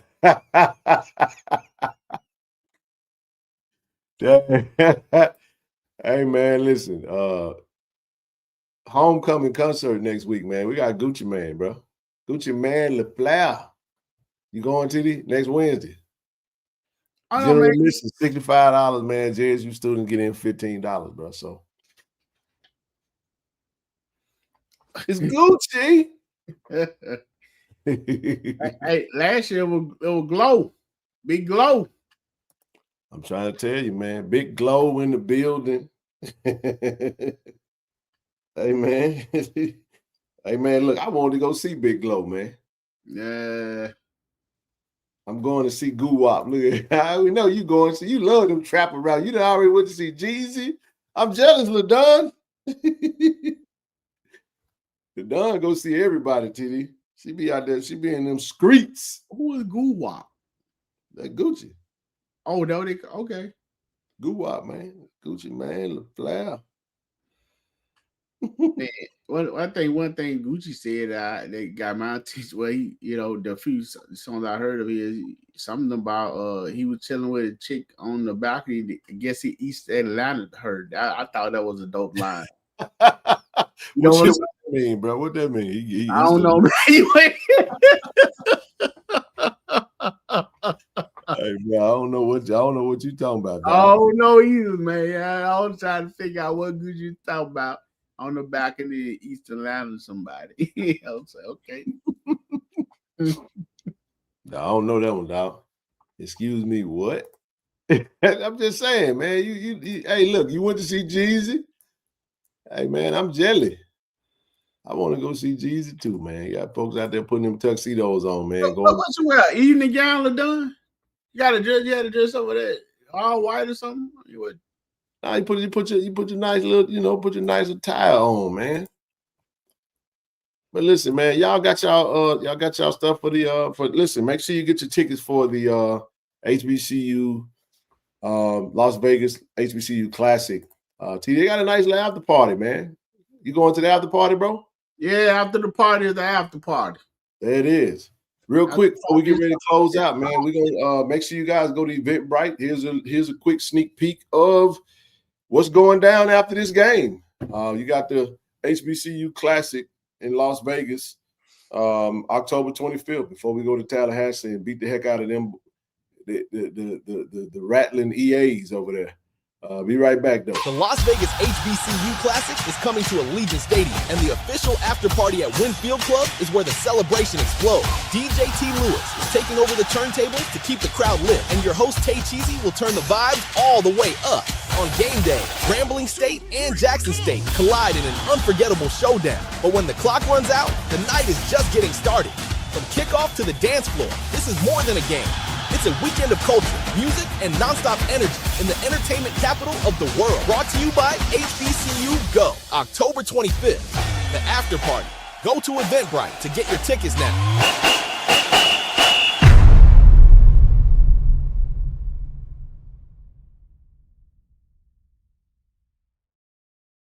All right, man. Grab your tickets. Ain't nobody gonna be dancing all night with Tay Cheesy, man. That girl don't never stop, man. That girl, I got in parade with that girl. That girl danced from the beginning of the parade to the end. I like, how does she do it? Hey, that's little cuz right there. She an energizer bunny, man. She got all the energy. Shout out to Tay Cheesy, man. I'm proud of her, man. She doing her thing, TD. Doing her thing. DJ T. Lewis in the building. Now, listen, not concert, but that particular after party is going to be in the Winfield Club, right in Allegiant. So right after the game, the party starts, baby. So grab your ticket. It's on our social media. You don't have to leave. You don't have to leave. You don't have to leave. You can walk right over there. But tickets are $150 to enter. Actually, if you haven't bought your ticket for the game, you can actually buy that $150 ticket, TD, and you get all access. You get the pregame experience. You get an actual ticket to the game, and you get to go into the after party. So it's on all of our social. Go to Facebook, Instagram, or Twitter, and you'll see that on the page. And that's pretty much it, man. Listen, DJ T. Lewis used to have free lunch jumping. He still be doing his thing. Lil Wayne will be in Vegas that weekend. DJ T. Lewis is Lil Wayne's DJ. He got a concert that night at Dreas. So if you're staying in Fontainebleau, well, actually, if you're on the strip there, if you want to go to the concert, you can grab your tickets for that. But we don't promote for Lil Wayne. Shout out to Stephen James. He's actually going to be he's actually promoting this after party. Now we did talk. The reason I'm pushing it is because we're going to help them, assist them to try to we want to sell this thing out, man. It's 1,000 people capacity. You're talking 30,000+ people at the game, TD. Only 1,000 can fit in this bad baby. So once it's full, I think some financial support will be coming back to the collective. So that's why we in that thing. Biggest Niner fan in the world. He actually be leading those big Niner parties all over. The Niner takeovers. We talked about that. Yes, indeed. Friday night at Dreas. Thank you for the correction, Stephen. My mistake. Friday night, not Saturday. Friday night, Lil Wayne concert. That's right. Appreciate you for the correction, good brother. So, hey man, if you ain't got your stuff going down, man, it's a lot gonna be happening. I'll be at some of this stuff. I ain't gonna be at all of it though. I'll be with the team, moving around with the team, doing what we do. If I see you out there, say what up. If I don't, I'll see you when I see you. Outside of that, bro, anything you got any parting words for Tiger Nation before we get ready to get up out this thing, brother? Tiger Nation, again, appreciate you joining us tonight. I hope you guys had a good, fun, safe trip over the weekend. We definitely beat Southern 7 in a row, so you should feel good about that. I hope you have the week started off. It should have started off good, coming off that win. If not, it'll get better. Continue to support. Let's get you some rest, and let's get ready to hit, what is that, 98, or is it, 98? Hit the Mobile. You saw what they said. Hey, man, they took that L again, man. Listen, getting ready to head down to the Gulf Coast Challenge, man. Hope to see everybody down there. I know how much we complain about Mobile, but we're going to go invade Mobile again. For some reason, hotels, it's hard to find hotels over there in the area where the team is, but it must be some people coming down at this time. Need to get 2 tickets. Yeah, grab you 2 of them tickets, Tank, and go over there and grab that ticket, man, so you can. Listen, this Vegas trip ain't gonna be. It ain't no easy way around that. We broke the ties 35-36. You got that right. That's right. Tailgate spot is number 15. Hey, we pulling up. Carl, I'm coming to see you in Mobile, home of the Mardi Gras. That's right. Is this in Mobile? Tailgate spot. Hey, we also get to go see the statue of Robert Brazil. He got the statue up now. Where's that pic from? Hey, man, I don't know. What pic you talking about? Travis talking about, man? He must be talking about. Hey, yeah, don't. I had to put that up there, man. I had to let them know, man. Hey, I'm done talking to them Southern folk, man. We don't talk to losers. Shout out to Perry White, by the way, man. Good seeing Perry. Perry's over there. Perry right in the heart of it, talking smack to the AD and others. He's on the sideline getting it in. And Perry gonna talk, man. I mean, Perry said he's gonna be in Jackson for the SWAC championship game, October 11th. Yeah, he told me, man. I enjoy Perry work, man. Perry does good work, man. He's good at his job, man. So I appreciate it. I met another guy that do stuff down there, J Max, man. Shout out to those guys. J Max, it's SWAC to the food. J Max and G. GSPN guys, they be getting down with it. I don't know. They might not be might be too happy right now, man. But I think both of them want their coaches gone. They won't. I thought it would have been Black Monday today for somebody, but no, man. Cozy was off the call because he had a funeral to attend. I was like, ooh. I was listening. I was like, what Cozy at? Oh, okay, funeral. Okay, all right. J Mac was the announcer, right? They DJ or something. I don't know. Okay, I don't know. He was the announcer. He does something over there. Probably would though, man. I know I got tired of mine. Said Jackson State, you can't do that. They couldn't win. Man, I'm gonna go. Hey man, listen. We need to call in. We need them lights, man. I like them lights. Them things. Look, I looked at their lights. Not now bulb was out. Not one of them. Nah, that's a brand new, man. Even the filter. I mean, it looks. Hey, man, I need the vet. I want the vet to get a facelift, a complete, absolute renovating. I listen, man. Y'all better hope the vet don't get renovated, boy. Cause boy, we love the vet. I love to see the vet get a whole big old makeover, man. Turf field. I mean, luxury suites, all that good stuff, infrastructure, everything, man. I would love it. Now, mind you, stadium on campus would be great too. Hey, Ken claim he didn't see this, man. I saw it on the photo, man. Shout out to Austin with that cool photo they did. The red light. Oh, that's right. Yeah. You know what? I didn't watch the halftime show. Yeah, right. That's right. I was in the locker room. Bro, they played red light special and they had the light dancing red. I did see a clip of that. Hey man, when I came back out, the lights was on. So I didn't see the red lights. I didn't experience it rather. That's pretty cool though. They use the lights. And then a lot of those people had their set. Well, they had Southern mess around and get a good football team. It's gonna be hard as hell to win that stadium. It will be, bro. Because all they need is they just need a good team to get behind. Mm-hmm. You know what I mean? And here we are, got a good team, and we bull job. All right, man. Let me get up off here. I'm just playing, y'all. All right, good night, everybody. We appreciate the support. See you guys back on Wednesday, and then we'll go from there. Do y'all love? Go Tigers. Peace out, everybody.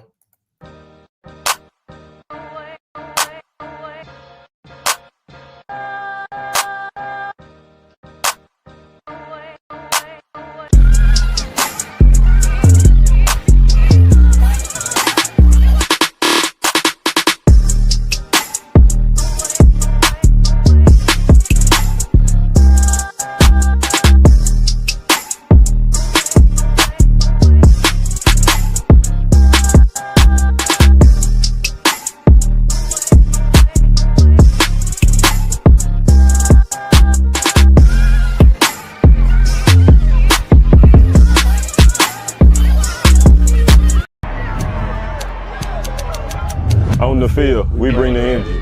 Ready to go!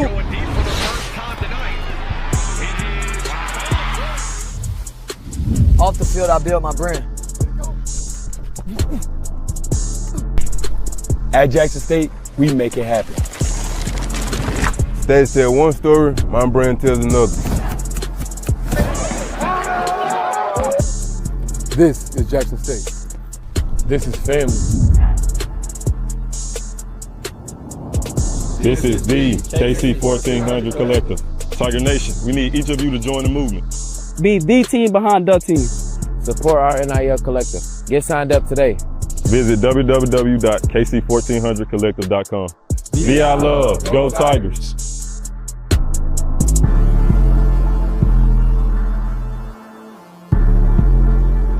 Hello, I'm Kevin Dent, Jackson State University, safety, Canton, Ohio. Today I'm being inducted to the Black College Hall of Fame. I want to give a shout out to KC-1400 Media Group for giving me this platform to introduce me to this stage. I'd like to thank them, thank Jackson State and Jackson State family. Go Tigers. ShotRx is bringing healthcare to you. With our mobile health team, we can come to your school, church, or business to take care of you. We offer childhood immunizations, COVID and flu vaccinations, physicals, and much more. Don't put your health off. Welcome to Care and Compassion. Welcome to ShotRx. Hey, this True Thompson. True, you gotta get a word for Tiger Nation, man. I love y'all. Tiger Nation. VI Love, go Tigers, baby. Appreciate you.